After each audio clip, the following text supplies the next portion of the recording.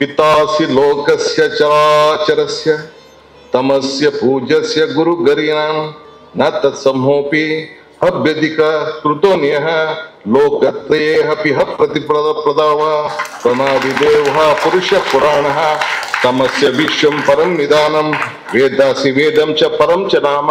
ಆದ್ರಿಂದ ಭಗವಂತನನ್ನು ಪ್ರಧಾನವಾಗಿ ಯಾರು ಇಟ್ಟುಕೊಂಡು ಆಳುತ್ತಾರೋ ಅವರಿಂದ ಮಾತ್ರ ಈ ಜಗತ್ತನ್ನು ಆಳ್ಲಿಕ್ಕೆ ಸಾಧ್ಯ, ಹೊರತು ಭಗವಂತನನ್ನೇ ನಂಬದೇ ಇದ್ದವರಿಂದ ಈ ಜಗತ್ತನ್ನು ಆಳ್ಲಿಕ್ಕೆ ಸಾಧ್ಯ ಇಲ್ಲ. ಕೃಷ್ಣ ಪ್ರಸಾದದಿಂದ ಇವತ್ತಿನವರೆಗೆ ಯಾರು ಹಾಳಾದದ್ದಿಲ್ಲ. ನೀವು ವರ್ಲ್ಡ್ ವೈಡ್ ಯಾರ ಹತ್ರ ಹೇಳಿ ಭೋಜನ ಶಾಲೆ ಊಟ ಮಾಡಿದ್ದವನು ಏನಾದ್ರೂ ಹಾಳಾಗಿದ್ದಾನ ಅಂತ ಕೇಳಿ. ರಾಜಕಾರಣದ ವೈಚಾರಿಕ ಅಭಿಪ್ರಾಯ ಭೇದಗಳ ನಡುವೆಯೂ ಕೂಡ ನಾವು ಗೌರವಿಸುವಂತ ಒಬ್ಬ ವಿಶೇಷ ವ್ಯಕ್ತಿಗಳಲ್ಲಿ ಡಿ ಕೆ ಶಿವಕುಮಾರ್ ಒಬ್ಬರು ಅಂತ ಹೇಳಿ.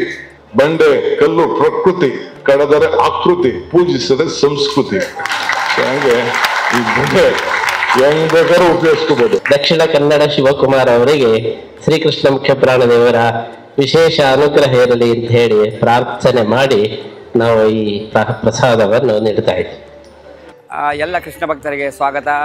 ಉಡುಪಿ ಪರ್ಯಾಯ ಪುತ್ತಿಗೆ ಶ್ರೀಕೃಷ್ಣ ಮಠದ ವತಿಯಿಂದ ಇವತ್ತು ಬಹಳ ಒಂದು ಸಂಭ್ರಮದ ದಿವಸ. ನಮ್ಮ ಗುರುಗಳಾಗಿರ್ತಕ್ಕಂತಹ ವಿಶ್ವಾದ್ಯಂತ ಶ್ರೀಕೃಷ್ಣ ಮಂದಿರವನ್ನು ಸ್ಥಾಪನೆ ಮಾಡಿರ್ತಕ್ಕಂಥ ಪರಮ ಪೂಜ್ಯ ಶ್ರೀ ಶ್ರೀ ಸುಗುಣೇಂದ್ರ ತೀರ್ಥ ಶ್ರೀಪಾದರು ತಮ್ಮ ಚತುರ್ಥ ಪರ್ಯಾಯ ಕೃಷ್ಣ ಪೂಜಾ ದೀಕ್ಷಿತರಾಗಿದ್ದಾರೆ. ಅವರ 64ನೇ ಜನ್ಮ ನಕ್ಷತ್ರ ಮಹೋತ್ಸವ ಇವತ್ತು ಅನೇಕ ಕಾರ್ಯಕ್ರಮಗಳು ನಡೆದಿವೆ. ಧಾರ್ಮಿಕ ಕಾರ್ಯಕ್ರಮಗಳು, ಹೋಮ ಹವನಾದಿಗಳು ನಡೆದಿವೆ. ಹಾಗೂ ಪೂಜ್ಯ ಶ್ರೀಪಾದರು ಶ್ರೀಕೃಷ್ಣನಿಗೆ ವಿಶ್ವರೂಪದ ಸ್ವರ್ಣಮಯ ಪ್ರಭಾವಳಿಯನ್ನು ಕೂಡ ಅರ್ಪಿಸಿ ನಮ್ಮೆಲ್ಲರ ಪರವಾಗಿ ಶ್ರೇಯ ಪ್ರಾರ್ಥನೆ ಮಾಡಿದ್ದಾರೆ. ಹಾಗೆ ಒಂದು ವಿಶಿಷ್ಟವಾಗಿರ್ತಕ್ಕಂಥ ಕಾರ್ಯಕ್ರಮ ಪೂಜ್ಯ ಶ್ರೀಪಾದರ ನೇತೃತ್ವದಲ್ಲಿ ಹಿರಿಯ ಶ್ರೀಪಾದರಾಗಿರ್ತಕ್ಕಂಥ ಅದಮಾರು ಶ್ರೀಪಾದರು ಕೂಡ ಉಪಸ್ಥಿತರಿದ್ದಾರೆ. ಹಿರಿಯ ಶ್ರೀಪಾದರು ಉಪಸ್ಥಿತರಿದ್ದಾರೆ. ನಮ್ಮ ರಾಜ್ಯದ ಸನ್ಮಾನ್ಯ ಉಪಮುಖ್ಯಮಂತ್ರಿಯವರು ಕೂಡ ಡಿ ಕೆ ಶಿವಕುಮಾರ್ ಕೂಡ ಇದ್ದಾರೆ. ಒಂದು ವಿಶಿಷ್ಟವಾದ ಕಾರ್ಯಕ್ರಮ ಏನು ಅಂತ ಹೇಳಿದರೆ, ನಮ್ಮ ವಿಶ್ವಗುರುಗಳಾಗಿರ್ತಕ್ಕಂತಹ ದ್ವೈತ ಮತ ಸ್ಥಾಪನಾಚಾರ್ಯರಾಗಿರ್ತಕ್ಕಂಥ ಶ್ರೀಮದ್ ಆಚಾರ್ಯರು ಆನಂದ ತೀರ್ಥ ಭಗವತ್ಪಾದ ಆಚಾರ್ಯರು ಮಧ್ವಾಚಾರ್ಯರು ಅಂತೇಳಿ ಖ್ಯಾತರಾಗಿರ್ತಕ್ಕಂತಹ ಮಹಾನ್ ದಾರ್ಶನಿಕರ ಒಂದು ಅಂಚೆ ಚೀಟಿ ಬಿಡುಗಡೆ ಮಾಡತಕ್ಕಂತಹ ಒಂದು ಕಾರ್ಯಕ್ರಮ ಕೂಡ ಇದೆ. ಬಹಳ ವಿಶಿಷ್ಟಪೂರ್ಣವಾಗಿರ್ತಕ್ಕಂಥ ಕಾರ್ಯಕ್ರಮ, ಎಲ್ಲ ಭಕ್ತ ಜನರಿಗೆ ಸಂತೋಷವನ್ನು ಕೊಡ್ತಕ್ಕಂಥ ಕಾರ್ಯಕ್ರಮ. ಹಾಗೆ ಪೂಜ್ಯ ಶ್ರೀಪಾದರಿಗೆ ಗೌರವ ಡಾಕ್ಟರೇಟನ್ನು ಕೂಡ ಈ ಸಂದರ್ಭದಲ್ಲಿ ಪ್ರದಾನ ಮಾಡಲಿಕ್ಕಿದ್ದಾರೆ ಆಫ್ರಿಕನ್ ಯೂನಿವರ್ಸಿಟಿಯವರು.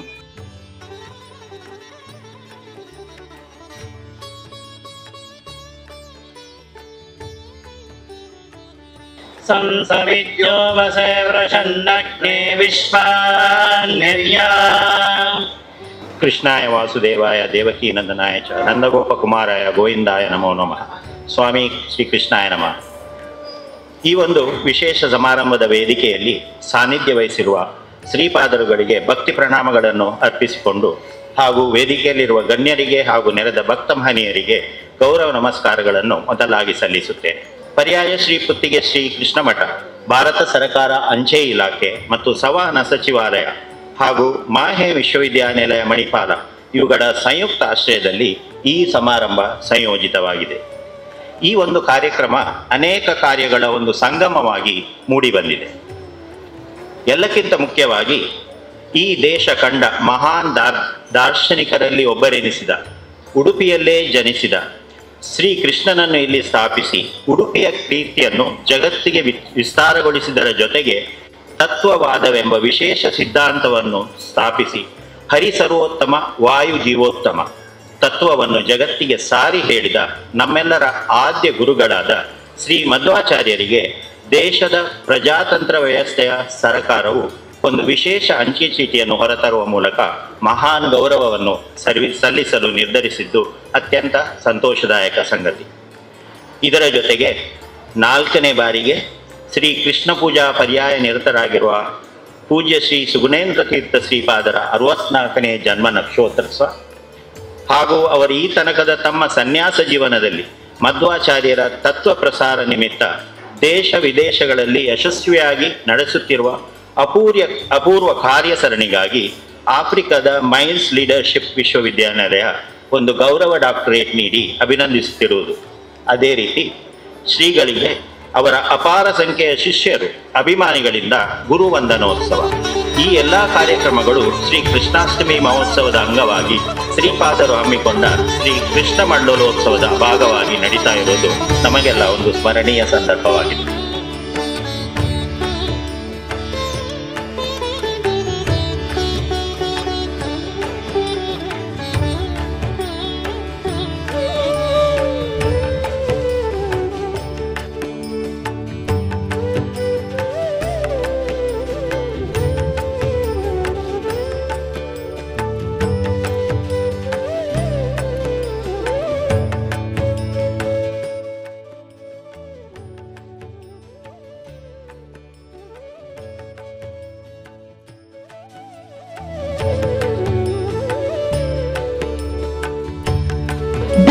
ಜ್ಯೋತಿಯನ್ನು ಬೆಳಗುವುದರ ಮುಖಾಂತರ ಈ ಸಮಾರಂಭವನ್ನು ಉದ್ಘಾಟಿಸಬೇಕಾಗಿ ವಿನಂತಿಸಿಕೊಳ್ಳುತ್ತಿದ್ದೇವೆ.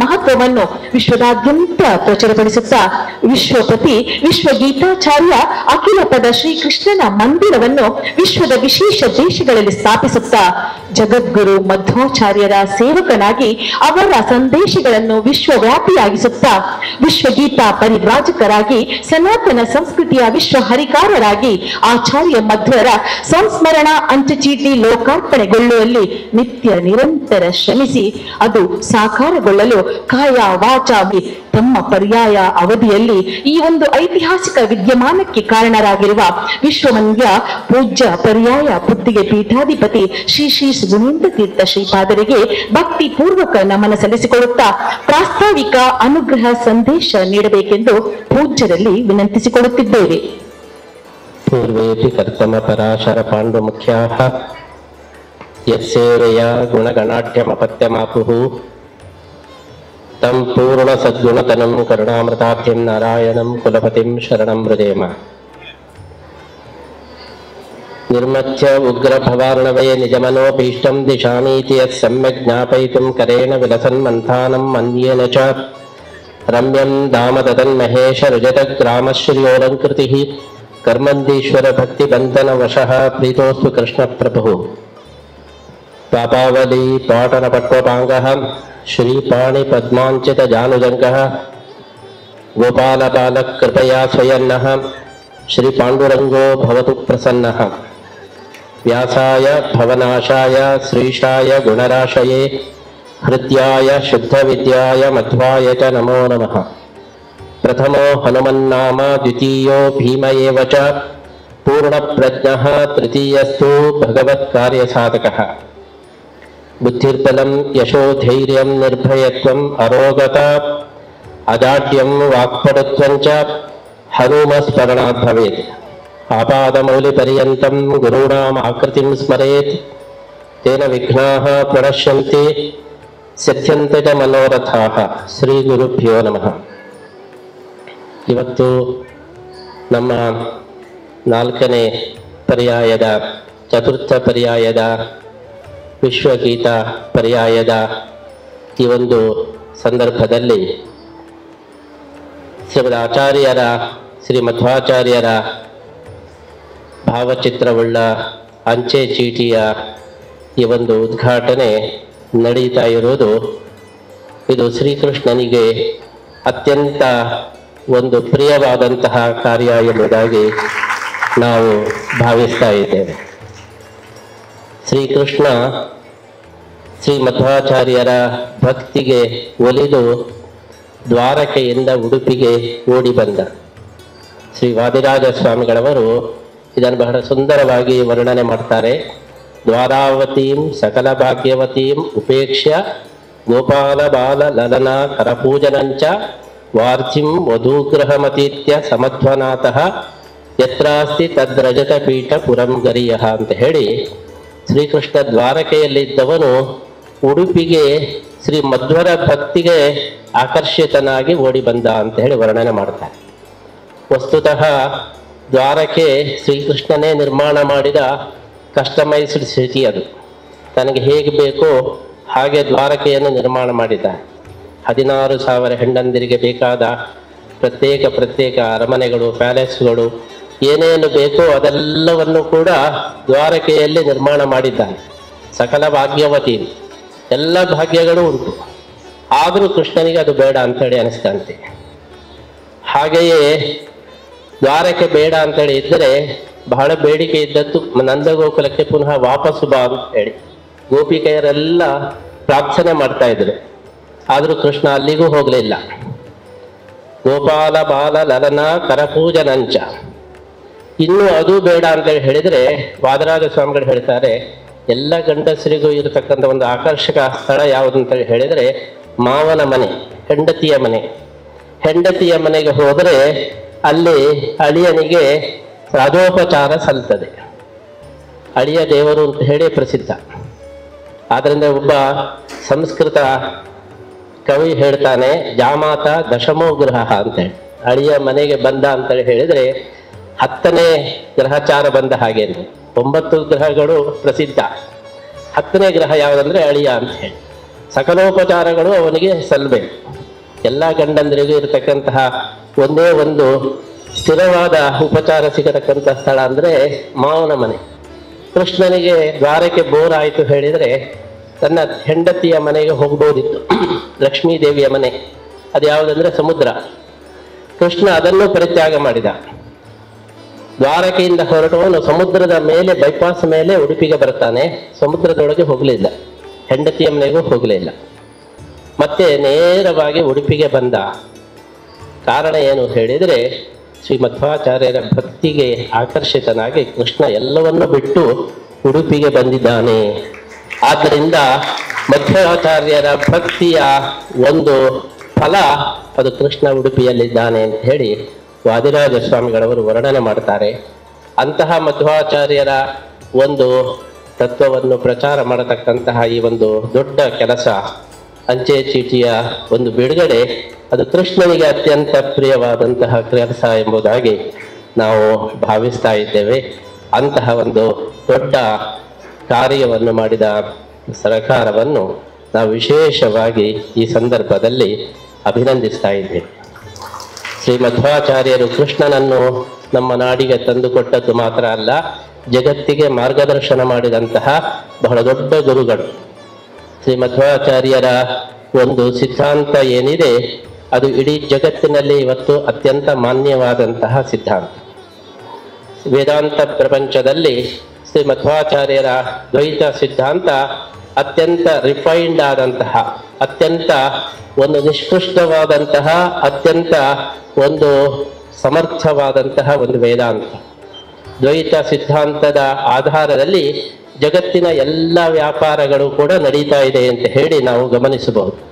ಶ್ರೀ ಮಧ್ವಾಚಾರ್ಯರು ಹೇಳ್ತಾರೆ, ಪ್ರತಿಯೊಂದು ವ್ಯಕ್ತಿಯೂ ಕೂಡ, ಪ್ರತಿಯೊಂದು ವಸ್ತುವು ಕೂಡ ಒಂದರ ಹಾಗೆ ಒಂದು ಇಲ್ಲ, ಒಂದರ ಹಾಗೆ ಒಂದಲ್ಲ. ಪ್ರತ್ಯೇಕ ಪ್ರತಿಯೊಂದಕ್ಕೂ ತನ್ನದೇ ಆದಂಥ ಅಸ್ತಿತ್ವ ಇದೆ. ಈ ಒಂದು ತತ್ವದ ಆಧಾರದಲ್ಲಿ ಇವತ್ತು ನಮ್ಮ ಎಲ್ಲ ಜಗತ್ತಿನ ಕ್ರಿಯೆಗಳು ನಡೀತಾ ಇದೆ. ಎಲ್ಲ ಒಂದು ವ್ಯವಹಾರಗಳ ಮೂಲ ಯಾವುದಂದ್ರೆ ಫಿಂಗರ್ ಪ್ರಿಂಟ್. ಫಿಂಗರ್ ಪ್ರಿಂಟ್ ಇಲ್ಲ ಅಂತ ಹೇಳಿದರೆ ಇವತ್ತು ವ್ಯವಸ್ಥೆಗಳನ್ನೇ ಮಾಡೋದು ಕಷ್ಟ ಆಗ್ತದೆ. ಬ್ಯಾಂಕ್ ಅಕೌಂಟ್ಗಳನ್ನು ಕಂಟ್ರೋಲ್ ಮಾಡೋದು, ಈ ಫ್ರಾಡ್ಗಳನ್ನೆಲ್ಲ ಕಂಟ್ರೋಲ್ ಮಾಡೋದು ಬಹಳ ಕಷ್ಟ ಆಗ್ತದೆ. ಫಿಂಗರ್ ಪ್ರಿಂಟ್ ಅಂತ ಹೇಳಿ ಇದ್ದದ್ದರಿಂದ ಇವತ್ತು ಎಲ್ಲ ವ್ಯವಸ್ಥೆಗಳು ಚೆನ್ನಾಗಿ ನಡೀತದೆ. ಮಧ್ವಾಚಾರ್ಯ ಹೇಳ್ತಾರೆ, ಒಬ್ಬನ ಕೈಯ ಫಿಂಗರ್ ಪ್ರಿಂಟ್ ಏನುಂಟು ಅದು ಇನ್ನೊಬ್ಬನ ಕೈಯ ಫಿಂಗರ್ ಪ್ರಿಂಟ್ಗೆ ಟ್ಯಾಲಿ ಆಗುವುದಿಲ್ಲ. ಪ್ರತಿಯೊಬ್ಬರ ಫಿಂಗರ್ ಪ್ರಿಂಟ್ ಕೂಡ ಅದು ಬೇರೆಯೇ. ಆದ್ದರಿಂದ ಜಗತ್ತಿನಲ್ಲಿ ಇರತಕ್ಕಂತಹ ಪ್ರತಿಯೊಂದು ವಸ್ತುವು ಕೂಡ ಅದು ವಿಭಿನ್ನವಾದದ್ದು, ಪ್ರತಿಯೊಂದು ವಸ್ತುವು ಕೂಡ ವಿವಿಕ್ತವಾದದ್ದು, ವಿಶಿಷ್ಟವಾದದ್ದು ಎಂಬಂತಹ ಒಂದು ಬಹಳ ಶ್ರೇಷ್ಠವಾದಂತಹ ಸಿದ್ಧಾಂತವನ್ನು ಶ್ರೀ ಮಧ್ವಾಚಾರ್ಯರು ಶಾಸ್ತ್ರಗಳ ಆಧಾರದ ಮೇಲೆ, ವೇದಗಳ ಆಧಾರದ ಮೇಲೆ, ಬ್ರಹ್ಮಸೂತ್ರಗಳ ಉಪನಿಷತ್ತುಗಳ ಆಧಾರದ ಮೇಲೆ ಅತ್ಯಂತ ಸುಂದರವಾದಂತಹ ಒಂದು ಸಿದ್ಧಾಂತವನ್ನು, ವೇದಾಂತವನ್ನು ಜಗತ್ತಿಗೆ ಕೊಟ್ಟಿದ್ದಾರೆ. ಭಾರತದ 3 ಪ್ರಸಿದ್ಧವಾದಂತಹ ವೇದಾಂತಗಳಲ್ಲಿ ಅದ್ವೈತ, ವಿಶಿಷ್ಟಾದ್ವೈತ, ದ್ವೈತ ವೇದಾಂತಗಳಲ್ಲಿ ಶ್ರೀ ಮಧ್ವಾಚಾರ್ಯರ ದ್ವೈತ ವೇದಾಂತವನ್ನು ಅಮೆರಿಕದಲ್ಲಿ ವರ್ಲ್ಡ್ ವಂಡರ್ ಅಂತ ಹೇಳಿ ಕರೆದಿದ್ದಾರೆ ಒಬ್ಬರು ವಿಜ್ಞಾನಿಗಳು. ಜಗತ್ತಿನ 8ನೇ ಅದ್ಭುತ ಅಂದ್ರೆ ಅದು ದ್ವೈತ ಸಿದ್ಧಾಂತ. ಇಷ್ಟು ಒಂದು ಅಕ್ಯುರೇಟ್ ಆಗಿ, ಇಷ್ಟು ಒಂದು ಸಮರ್ಥವಾಗಿ ಎಲ್ಲ ವಸ್ತುಗಳನ್ನು ಕೂಡ ವಿವೇಚನೆ ಮಾಡಿದಂತಹ ಒಂದು ಸಿದ್ಧಾಂತ ಇದ್ದರೆ ಅದು ಮಧ್ವಾಚಾರ್ಯರು 800 ವರ್ಷಗಳ ಹಿಂದೆ ನೀಡಿದಂತಹ ಒಂದು ಶ್ರೇಷ್ಠವಾದಂತಹ ದ್ವೈತ ಸಿದ್ಧಾಂತ ಎಂಬುದಾಗಿ ಅನೇಕ ವಿಜ್ಞಾನಿಗಳು ಕೂಡ ಅದನ್ನು ಕೊಂಡಾಡಿದ್ದಾರೆ. ಇವತ್ತು ವಿಜ್ಞಾನಿಗಳು ಏನೇನು ಹೊಸತನ್ನು ಕಂಡುಹಿಡಿತಾ ಇದ್ದಾರೆ ಅದನ್ನು ಆಚಾರ್ಯರು ಮೊದಲೇ ಅವರು ತೋರಿಸಿಕೊಟ್ಟಿದ್ದಾರೆ. ಎಲ್ಲ ಸಸ್ಯಗಳಲ್ಲಿಯೂ ಕೂಡ ಜೀವಾಂಶಗಳು ಇವೆ. ಅದೇ ರೀತಿ ಈ ಉತ್ಕರ್ಷಾನಂತ್ಯ, ಅಪಕರ್ಷಾನಂತ್ಯ, ಮ್ಯಾಕ್ರೋವರ್ಡ್ ಮತ್ತೆ ಮೈಕ್ರೋವರ್ಡ್ ಇದು ಕೂಡ ಇನ್ಫಿನಿಟಿ ಎಂಬುದಂತಹ ಈ ಸಿದ್ಧಾಂತವನ್ನು ಮೊಟ್ಟ ಮೊದಲಿಗೆ ತೋರಿಸಿಕೊಟ್ಟವರು ಶ್ರೀಮಧ್ವಾಚಾರ್ಯರು. ಅಂತಹ ಶ್ರೀಮದ್ ಆಚಾರ್ಯರ ವೇದಾಂತದ ಒಂದು ಗರಿಮೆಯನ್ನು ಗಮನಿಸಿ ಇವತ್ತು ಸರ್ಕಾರ ಶ್ರೀ ಮಧ್ವಾಚಾರ್ಯರಿಗೆ ಒಂದು ಉತ್ತಮವಾದಂತಹ ಗೌರವವನ್ನು ನೀಡಿದ್ದಕ್ಕೆ ನಾವು ಸರಕಾರವನ್ನು ಅಭಿನಂದಿಸ್ತಾ ಇದ್ದೇವೆ. ಈ ಒಂದು ಸಂದರ್ಭದಲ್ಲಿ ಶ್ರೀ ಮಧ್ವ ಸಿದ್ಧಾಂತ ಎಂಬುದು ಅದು ಜಗತ್ತಿಗೆ ಅತ್ಯಂತ ಉಪಯುಕ್ತವಾದಂತಹ ಒಂದು ವಿಶಿಷ್ಟವಾದಂತಹ ಸಿದ್ಧಾಂತ ಎಂಬುದನ್ನು ನಾವು ಗುರುತಿಸ್ತಾ ಇದ್ದೇವೆ. ಶ್ರೀಮದ್ ಆಚಾರ್ಯರದ್ದು ನಡು ಸಿದ್ಧಾಂತ.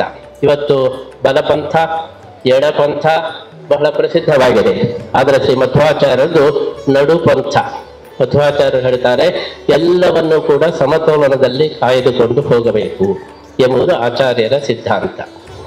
ಒಂದು ಕಡೆ ವಾಲಬಾರದು, ಎಲ್ಲವನ್ನು ಕೂಡ ನಾವು ತೂಗಿಕೊಂಡು ಸಮತೋಲನ ಮಾಡಿಕೊಂಡು ಹೋಗಬೇಕು. ಆದ್ರಿಂದಲೇ ಮಧ್ವಾಚಾರ್ಯರ ತಂದೆಯ ಹೆಸರು ನಡುಮನೆ ಮಧ್ಯಗೇಹ ಭಟ್ಟರು.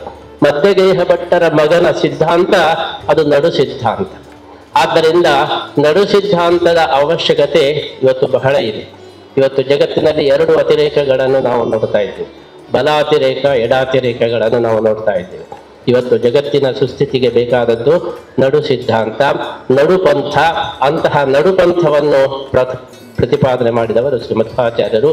ಕೃಷ್ಣನ ಭಗವದ್ಗೀತೆಯ ಒಂದು ವೇದಾಂತಕ್ಕೆ ಅನುಸಾರವಾಗಿ ನಡು ಸಿದ್ಧಾಂತವನ್ನು, ನಡುಪಂಥವನ್ನು ಜಗತ್ತಿಗೆ ನೀಡಿದವರು ಶ್ರೀ ಮಧ್ವಾಚಾರ್ಯರಾಗಿದ್ದಾರೆ. ಕೃಷ್ಣ ಗೀತೆಯಲ್ಲಿ ಹೇಳ್ತಾನೆ, ಸಮತ್ವಂ ಯೋಗ ಮುಚ್ಯತೆ ಸುಖ ದುಃಖೇ ಸಮಯಕೃತ್ವ ಲಾಭಾಲಾಭವು ಜಯಾದಯೋ ಎಂಬುದಾಗಿ ಕೃಷ್ಣ ಎಲ್ಲವನ್ನು ಕೂಡ ತೂಗಿಕೊಂಡು ಹೋಗಬೇಕು, ಸಮತ್ವವನ್ನು ಕಾಯ್ದುಕೊಂಡು ಇರಬೇಕು. ಜಗತ್ತು ಈ ಸಮತ್ವ ಬ್ಯಾಲೆನ್ಸಿನ ಮೇಲೆ ನಿಂತಿದೆ ಹೊರತು ಒಂದು ಕಡೆಗೆ ವಾಲಬಾರದು, ಎಲ್ಲವನ್ನು ಕೂಡ ತೂಗಿಕೊಂಡು ಹೋಗಬೇಕು ಎಂಬುದು ಶ್ರೀಕೃಷ್ಣನ ಗೀತಾ ಸಿದ್ಧಾಂತ. ಆದ್ದರಿಂದ ಎಲ್ಲವನ್ನು ಕೂಡ ಯಾವುದೇ ಸಂದರ್ಭದಲ್ಲಿಯೂ ತುಂಬಾ ದುಃಖವಾದರೂ, ತುಂಬಾ ಒಂದು ಸಂತೋಷವಾದರೂ ಮನುಷ್ಯ ಬ್ಯಾಲೆನ್ಸ್ ಕಳ್ಕೊಳ್ಬಾರದು, ಯಾವಾಗಲೂ ಕೂಡ ಬ್ಯಾಲೆನ್ಸ್ಡ್ ಆಗಿರಬೇಕು ಎಂಬುದು ಕೃಷ್ಣ ಗೀತೆಯಲ್ಲಿ ಏನು ಹೇಳ್ತಾನೆ, ಅದೇ ಸಿದ್ಧಾಂತವನ್ನು ಶ್ರೀ ಮಧ್ವಾಚಾರ್ಯರು ತನ್ನ ವೇದಾಂತದಲ್ಲಿ ಪ್ರತಿಪಾದನೆ ಮಾಡ್ತಾರೆ. ಅಂತಹ ಆಚಾರ್ಯರ ವೇದಾಂತದ ಅವಶ್ಯಕತೆ ಇಂದಿನ ದಿವಸ ಅದು ಬಹಳ ಅವಶ್ಯಕವಾಗಿದೆ. ಜಗತ್ತು ಇವತ್ತು ಒಂದು ಕಡೆ ವಾಲ್ತಾ ಇದೆ, ಅತಿರೇಕ ಸಿದ್ಧಾಂತದ ಕಡೆಗೆ ಹೋಗ್ತಾ ಇದೆ. ಅಂತಹ ಒಂದು ಸಂದರ್ಭದಲ್ಲಿ ಎಲ್ಲವನ್ನು ಕೂಡ ಬ್ಯಾಲೆನ್ಸ್ ಮಾಡಿಕೊಂಡು ಎಲ್ಲರನ್ನು ತೂಗಿಸಿಕೊಂಡು ಹೋಗತಕ್ಕಂತಹ ಒಂದು ಸಿದ್ಧಾಂತದ ಅವಶ್ಯಕತೆ ಬಹಳ ಇದ್ದು, ಅಂತಹ ಒಂದು ಶ್ರೇಷ್ಠವಾದಂತಹ ಸಿದ್ಧಾಂತವನ್ನು ಶ್ರೀ ಮಧ್ವಾಚಾರ್ಯರು 800 ವರ್ಷಗಳ ಹಿಂದೆ ಈ ನೆಲದಿಂದ ಜಗತ್ತಿಗೆ ನೀಡಿದ್ದಾರೆ. ಅಂತಹ ಸಿದ್ಧಾಂತಕ್ಕೆ ಗೌರವ ನೀಡುವ ಈ ಒಂದು ರೂಪದಲ್ಲಿ ನಮ್ಮ ಸರಕಾರ ಅಂಚೆ ಚೀಟಿಯ ಮುಖಾಂತರ ಶ್ರೀ ಮಧ್ವಾಚಾರ್ಯರಿಗೆ ಏನೊಂದು ದೊಡ್ಡ ಗೌರವವನ್ನು ಸಲ್ಲಿಸಿದೆ. ಅದಕ್ಕೋಸ್ಕರ ನಮ್ಮ ಸರಕಾರಗಳನ್ನು, ನಮ್ಮ ಯೂನಿವರ್ಸಿಟಿಗಳನ್ನು ಕೂಡ ನಾವು ಅಭಿನಂದಿಸ್ತಾ ಇದ್ದೇವೆ. ಮಣಿಪಾಲದ ಮಾಹೆ ಯೂನಿವರ್ಸಿಟಿಯವರು ಈ ಒಂದು ಪ್ರಸ್ತಾಪವನ್ನು ಕಳುಹಿಸಿ ಸರಕಾರಕ್ಕೆ ಈ ಒಂದು ಮನವಿಯನ್ನು ಕಳುಹಿಸಿದ್ದನ್ನು ಸರಕಾರ ಇವತ್ತು ಅಂಗೀಕರಿಸಿ ನಮ್ಮ ಪರ್ಯಾಯ ಕಾಲದಲ್ಲಿ ಆ ಒಂದು ಸತ್ಕಾರ್ಯವನ್ನು ನಡೆಸಿದೆ. ಅಂತಹ ಒಂದು ಯೂನಿವರ್ಸಿಟಿಗೂ ಕೂಡ, ವಿಶ್ವವಿದ್ಯಾಲಯಕ್ಕೂ ಕೂಡ ನಾವು ವಿಶೇಷವಾದ ಅಭಿನಂದನೆಯನ್ನು ಇವತ್ತು ಸಲ್ಲಿಸ್ತಾ ಇದ್ದೇವೆ. ನಮ್ಮ ಜನ್ಮ ನಕ್ಷತ್ರದ ದಿವಸ ಈ ಒಂದು ದೊಡ್ಡ ಗುರುಗಳಿಗೆ ಸಲ್ಲಿಸತಕ್ಕಂಥ ಈ ಗೌರವ ನಮಗೂ ಕೂಡ ತುಂಬ ಸಂತೋಷವನ್ನು ನೀಡಿದೆ ಅಂತೇಳಿ ಸಂದರ್ಭದಲ್ಲಿ ಹೇಳ್ತಾ ಇದ್ದೇವೆ. ಬರ್ತ್ಡೇ ಅಂತೇಳಿ ಹೇಳಿದ್ರೆ ಇದು ಯಾವುದೇ ಒಂದು ಸಂಭ್ರಮವನ್ನು ಆಚರಿಸುವ ಸಂದರ್ಭ ಅಲ್ಲ. ಶಾಸ್ತ್ರದಲ್ಲಿ ಹೇಳ್ತಾರೆ, ಬರ್ತ್ಡೇ ಅಂತೇಳಿ ಹೇಳಿದ್ರೆ ಗುರುಗಳಿಗೆ, ಹಿರಿಯರಿಗೆ, ದೇವರಿಗೆ ನಾವು ಕೃತಜ್ಞತೆಯನ್ನು ಸಮರ್ಪಣೆ ಮಾಡತಕ್ಕಂತಹ, ಪ್ರತ್ಯರ್ಪಣ ಮಾಡತಕ್ಕಂತಹ ಒಂದು ಸುಸಂದರ್ಭ. ನಮ್ಮ ಈ ಬರ್ತ್ಡೇ ಸಂದರ್ಭದಲ್ಲಿ ನಮ್ಮ ವಿಶ್ವ ಗುರುಗಳಾದಂತಹ ಶ್ರೀ ಮಧ್ವಾಚಾರ್ಯರಿಗೆ ಒಂದು ಗೌರವದ ಪ್ರತ್ಯರ್ಪಣವನ್ನು ಮಾಡ್ತಾ ಇರುವ ಸಂದರ್ಭ, ಅವಕಾಶ ನಮಗೆ ದೊರಕಿ ಬಂದದ್ದು ಇದು ಅತ್ಯಂತ ಸುಯೋಗ ಎಂಬುದಾಗಿ ನಾವು ಭಾವಿಸ್ತಾ ಇದ್ದೇವೆ. ಇಂತಹ ಒಂದು ಸುಯೋಗವನ್ನು ನಮಗೆ ಒದಗಿಸಿಕೊಟ್ಟಂತಹ ಎಲ್ಲ ಭಕ್ತರಿಗೂ ಕೂಡ ನಾವು ಈ ಸಂದರ್ಭದಲ್ಲಿ ನಾವು ಅಭಿನಂದನೆಯನ್ನು ಸಲ್ಲಿಸ್ತಾ, ಈ ಒಂದು ಅಂಚೆ ಚೀಟಿ ಸಮಾರಂಭಕ್ಕೆ, ಬಿಡುಗಡೆಯ ಈ ಸಮಾರಂಭಕ್ಕೆ ಅಷ್ಟಮಠಗಳಲ್ಲಿ ಹಿರಿಯ ಯತಿಗಳಾದಂತಹ ಶ್ರೀ ವಿಶ್ವಪ್ರಿಯ ತೀರ್ಥರು ಇವತ್ತು ಆಗಮಿಸಿ ಈ ಒಂದು ಸಮಾರಂಭವನ್ನು ಅವರು ತುಂಬ ಮೆರುಗುಗೊಳಿಸಿದ್ದಾರೆ. ಅವರಿಗೂ ಕೂಡ ಈ ಸಂದರ್ಭದಲ್ಲಿ, ನಮ್ಮ ಜನ್ಮ ನಕ್ಷತ್ರದ ಸಂದರ್ಭದಲ್ಲಿ ವಿಶೇಷವಾದಂತಹ ಅಭಿನಂದನೆಯನ್ನು ನಾವು ಸಲ್ಲಿಸ್ತಾ ಇದ್ದೇವೆ. ವಿಶ್ವಪ್ರಿಯರ ಆಗಮನದಿಂದ ಶ್ರೀಮದ್ ಆಚಾರ್ಯರ ಸಿದ್ಧಾಂತವು ಕೂಡ ವಿಶ್ವಪ್ರಿಯ ಆಗುವಂತೆ ಆಗಲಿ ಅಂತ ಹೇಳಿ ಈ ಸಂದರ್ಭದಲ್ಲಿ ನಾವು ಹಾರೈಸ್ತಾ, ಈ ಒಂದು ಸಂದರ್ಭದಲ್ಲಿ ಕರ್ನಾಟಕ ಸರ್ಕಾರದ ಉಪಮುಖ್ಯಮಂತ್ರಿಗಳಾದಂತಹ ಶ್ರೀ ಶಿವಕುಮಾರ್ ಅವರು ಆಗಮಿಸಿದ್ದು ನಮಗೆ ತುಂಬಾ ಒಂದು ಸಂತೋಷವನ್ನು ನೀಡಿದೆ. ಶಿವಕುಮಾರ್ ಅವರಿಗೂ ನಮಗೂ 35 ವರ್ಷಗಳ ಒಂದು ವಿಶೇಷವಾದ ಬಾಂಧವ್ಯ ಇದೆ. ನಮ್ಮ ಎರಡನೇ ಪರ್ಯಾಯ ಕಾಲದಲ್ಲಿ 92ನೇ ಇಸವಿಯಲ್ಲಿ ನಾವು ಲಕ್ಷ ಗೀತಾ ಲೇಖನ ಯಜ್ಞ ಎಂಬುದಾಗಿ 1 ಲಕ್ಷ ಜನರಿಂದ ಭಗವದ್ಗೀತೆ ಬರೆಸ್ತಕ್ಕಂತಹ ಒಂದು ಕಾರ್ಯಕ್ರಮವನ್ನು ಹಮ್ಮಿಕೊಂಡಿದ್ದೆವು.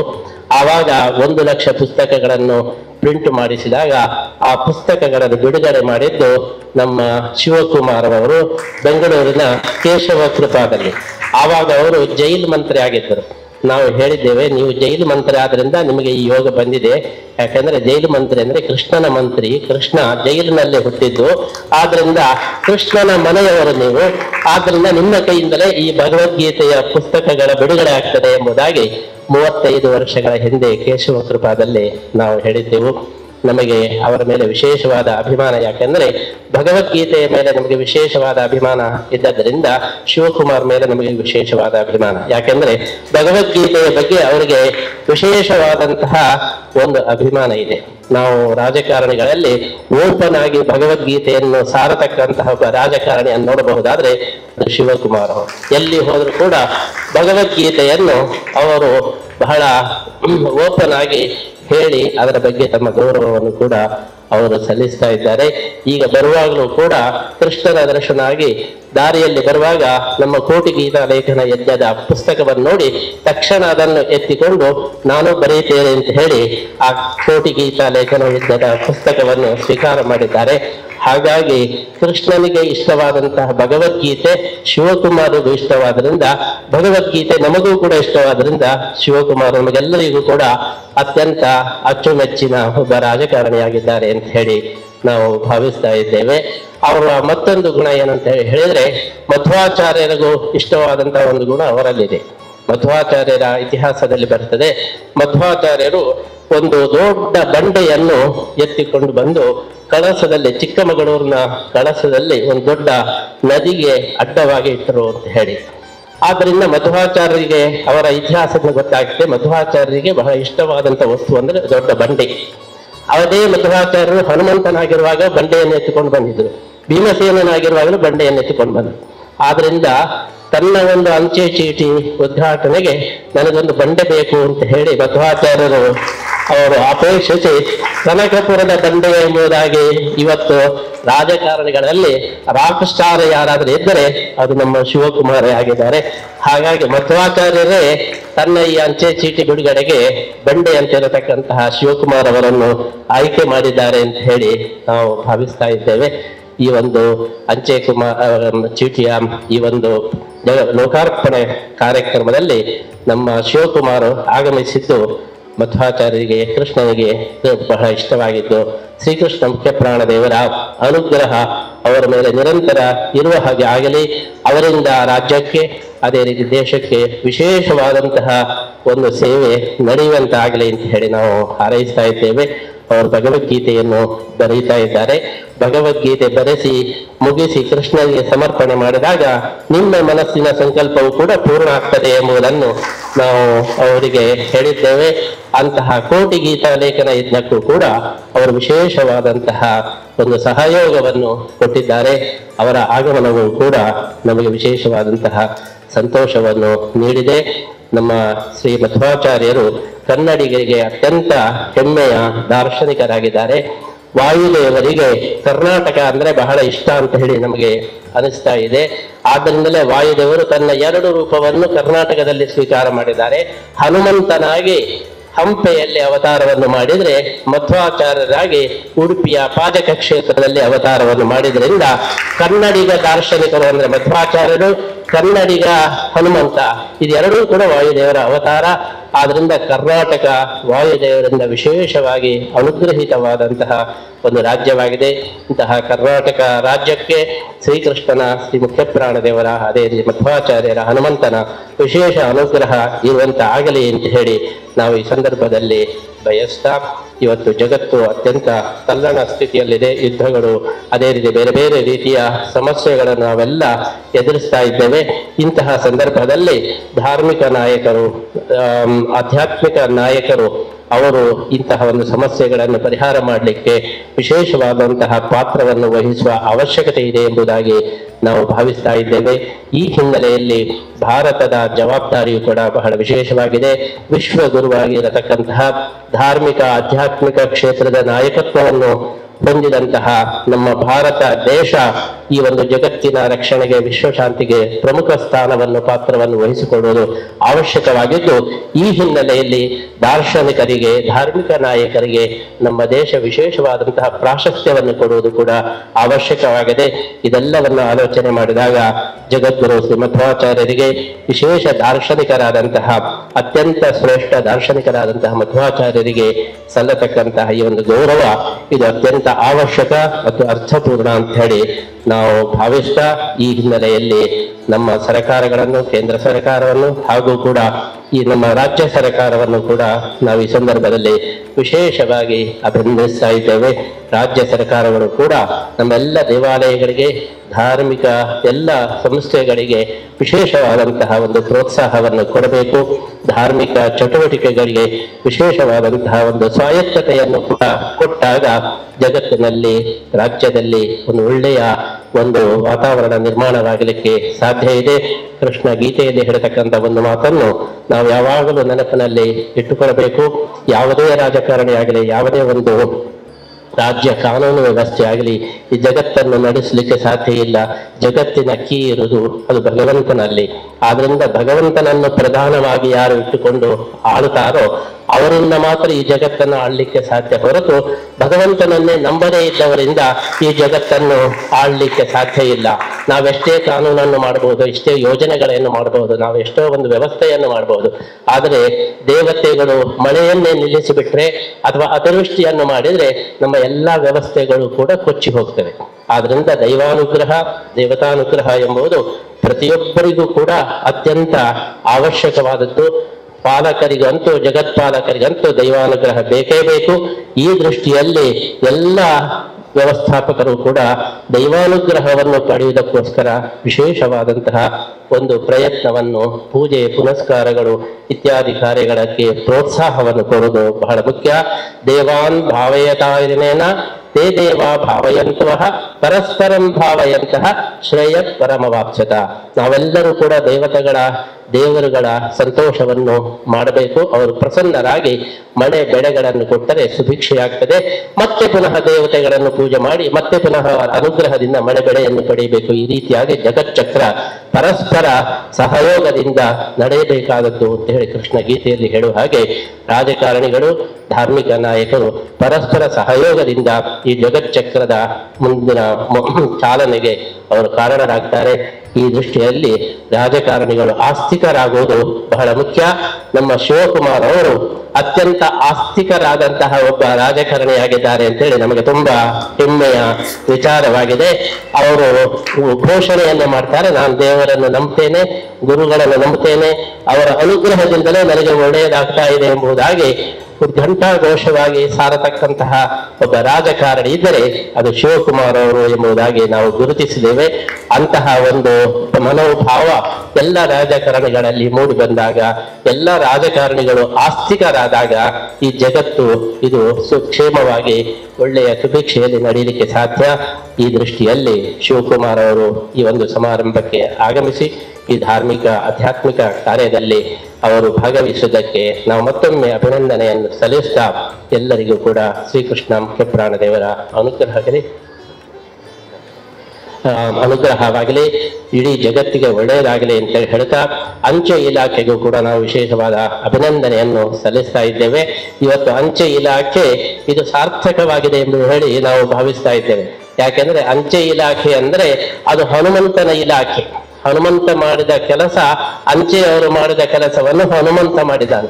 ಸಂದೇಶವನ್ನು ಮುಟ್ಟಿಸಿದ್ದಾನೆ. ರಾಮನ ಸಂದೇಶವನ್ನು ಸೀತೆಗೆ, ಸೀತೆಯ ಸಂದೇಶವನ್ನು ರಾಮನಿಗೆ ಮುಟ್ಟಿಸಿ ಅಂಚೆಯವರು ಮಾಡಿದಂತಹ ಕೆಲಸವನ್ನು ಮಾಡಿದ್ದು ಹನುಮಂತ. ಅಂತಹ ಹನುಮಂತನ ಅವತಾರವಾದಂತಹ ಶ್ರೀ ಮಧ್ವಾಚಾರ್ಯರ ಒಂದು ಗುರುತು ಚೀಟಿಯನ್ನು ಇವತ್ತು, ಭಾವಚಿತ್ರವನ್ನು ಅಂಚೆಯವರು ಇವತ್ತು ಪ್ರಕಟ ಮಾಡಿದ್ರಿಂದ ಹನುಮಂತನ ವಿಶೇಷ ಅನುಗ್ರಹ ಅವರಿಗೆ ಆಗ್ತದೆ ಅಂತ ಹೇಳಿ ನಾವು ಭಾವಿಸ್ತಾ, ಈ ದೃಷ್ಟಿಯಲ್ಲಿ ಪ್ರಕಾಶ್ ಅವರು ಅಂಚೆ ಇಲಾಖೆಯ ಮುಖ್ಯಸ್ಥ ಅವರು ಈ ಒಂದು ಕಾರ್ಯದಲ್ಲಿ ವಿಶೇಷವಾದಂತಹ ಒಂದು ಪ್ರಯತ್ನವನ್ನು ಕೂಡ ಮಾಡಿದ್ದಾರೆ. ಇವತ್ತು ಆಗಮಿಸಿದ್ದಾರೆ. ಅವರಿಗೂ ಕೂಡ ನಾವು ವಿಶೇಷ ಅಭಿನಂದನೆಯನ್ನು ಸಲ್ಲಿಸ್ತಾ, ನಮ್ಮ ಬಲ್ಲಾಳ್ ಅವರು ಮಾಹೆಯ ಮುಖ್ಯಸ್ಥರಾಗಿದ್ದುಕೊಂಡು ಈ ಕಾರ್ಯದಲ್ಲಿ ವಿಶೇಷವಾದಂತಹ ಸಹಯೋಗವನ್ನು ನೀಡಿದ್ದಾರೆ. ಅವರಿಗೂ ಕೂಡ ನಾವು ವಿಶೇಷವಾದ ಅನುಗ್ರಹವನ್ನು ಪ್ರಾರ್ಥಿಸುತ್ತಾ ನಮ್ಮ ಮಾತನ್ನು ಮುಗಿಸ್ತಾರೆ. ಪುರಾಣ ಪುಟಗಳಲ್ಲಿ ಉಡುಪಿಯ ರಜತ ಪೀಠದ ಬಹಳಷ್ಟು ದೊಡ್ಡ ಮಟ್ಟಿನ ಮಹಿಮೆಗಳು, ಪ್ರಸ್ತಾವಗಳು ಬರ್ತವೆ. ಹೀಗಾಗಿ ಇಲ್ಲಿನ ಸಪ್ತಕ್ಷೇತ್ರಗಳಲ್ಲಿ ಇಡೀ ವಿಶ್ವವೇ ಯಾವತ್ತೂ ಹೆಜ್ಜೆ ಇಡುವ ತಾಣ ಅದು ಉಡುಪಿ. ಅದನ್ನು ಮತ್ತೆ ಪೂರ್ಣ ಪ್ರಮಾಣದಲ್ಲಿ ಗಟ್ಟಿಗೊಳಿಸಿದ ಆಚಾರ್ಯ ಮಧ್ವರ ಇವತ್ತೇನು ನೆನಪಿನಲ್ಲಿ ನಾವು ಒಂದು ತಡವಾಗಿ ಆದರೂ ಚಿತ್ರವನ್ನು, ಈಗಾಗಲೇ ಬರೆಯುವ ವಿಧಾನಗಳು, ಪೋಸ್ಟ್ ಮಾಡುವ ಕಥೆಗಳು ನಿಂತು ಹೋಗ್ತಾ ಇವೆ.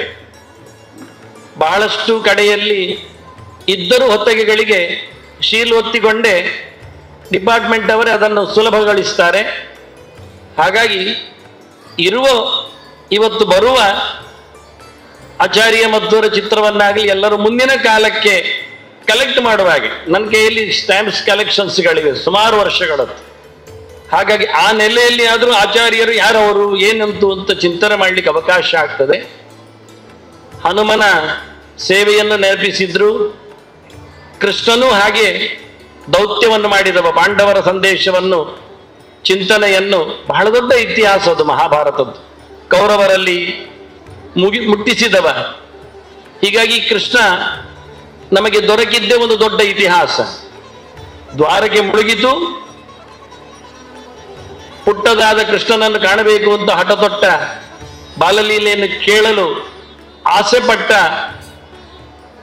ತುಂಬ ಮುದುಕಿಯಾದ ದೇವಕಿ ಹೆತ್ತಬ್ಬೆ ಆಸೆ ಪಟ್ಟಾಗ ಕೃಷ್ಣ ಆಯಿತು ಅಂತ ಹೇಳಿ ಬೆಣ್ಣೆ ಕದಿಯುವ, ಕಡಗೋಲು ಹಿಡಿದ, ಹಗ್ಗ ಎಳೆದ ಮಗುವಾಗಿ ಕಾಣಿಸಿದಾಗ ರುಕ್ಮಿಣಿ ನೋಡಿದ್ಲು. ಹೆಂಡತಿ ಕೇಳ್ತಾಳೆ ಇನ್ಯಾನ ಹತ್ರ, ನನಗೊಂದು ಅಂಥದ್ದೇ ಪುಟ್ಟದಾದದ್ದೊಂದು ಮೂರ್ತಿ ಇರಬೇಕು ಅಂತ. ಯಾವ ಹೆಂಡತಿಗೆ ಗಂಡ ಮಗುವಾಗಿ ಕಾಣಿಸ್ತಾನೆ, ಎಲ್ಲಿ ಕಂಡಿದ್ದಾನೆ? ಹಾಗಾಗಿ ರುಕ್ಮಿಣಿ ಕೇಳಿದ್ದು ಸರಿ ಇತ್ತು, ಕೃಷ್ಣ ಆಯಿತು ಅಂತ ಹೇಳಿ ವಿಶ್ವಕರ್ಮನನ್ನು ಕರೆಯಿಸಿ ಸಾಳಗ್ರಾಮ ಶಿಲೆಯಲ್ಲಿ ಅದನ್ನು ಕೆತ್ತಿಸಿ ಕೊಟ್ಟಿದ್ದಾನೆ. ದಂಡ ಹಿಡಿದ, ಹಗ್ಗ ಹಿಡಿದ ಪುಟ್ಟ ಬಾಲ ಕೃಷ್ಣ. ಸಮುದ್ರದಲ್ಲಿ 5000 ವರ್ಷದಲ್ಲಿ ಇತ್ತು ಮುಳುಗಿ. ಯೋಚನೆ ಮಾಡಿ, ಏನಾಗಿರ್ಲಿಲ್ಲ ಅಂತ. ಅದನ್ನು ಆಚಾರ್ಯರು 800 ವರ್ಷದಲ್ಲಿ ಹಿಂದೆ ಈ ನಾಡಿನಲ್ಲಿ, ಈ ಕರಾವಳಿಯಲ್ಲಿ ಅದನ್ನು ಹೊತ್ತು ತಂದು ಬಿಟ್ಟು, ಮುಳುಗಿದ ದ್ವಾರಕ್ಕೆ ಅಲ್ಲಿ ಕೃಷ್ಣ ವಿಗ್ರಹ ಮಾವನ ಮನೆಯನ್ನು ಸೇರಿತ್ತು. ಅದರ ಆಚಾರ್ಯರಿಗಾಗಿ ಅದು ಮತ್ತೆ ಸಿಕ್ಕಿತ್ತು. ನಮಗಾಗಿ ಇಟ್ಟದ್ದು ಆಚಾರ್ಯ ಮಧ್ವರು.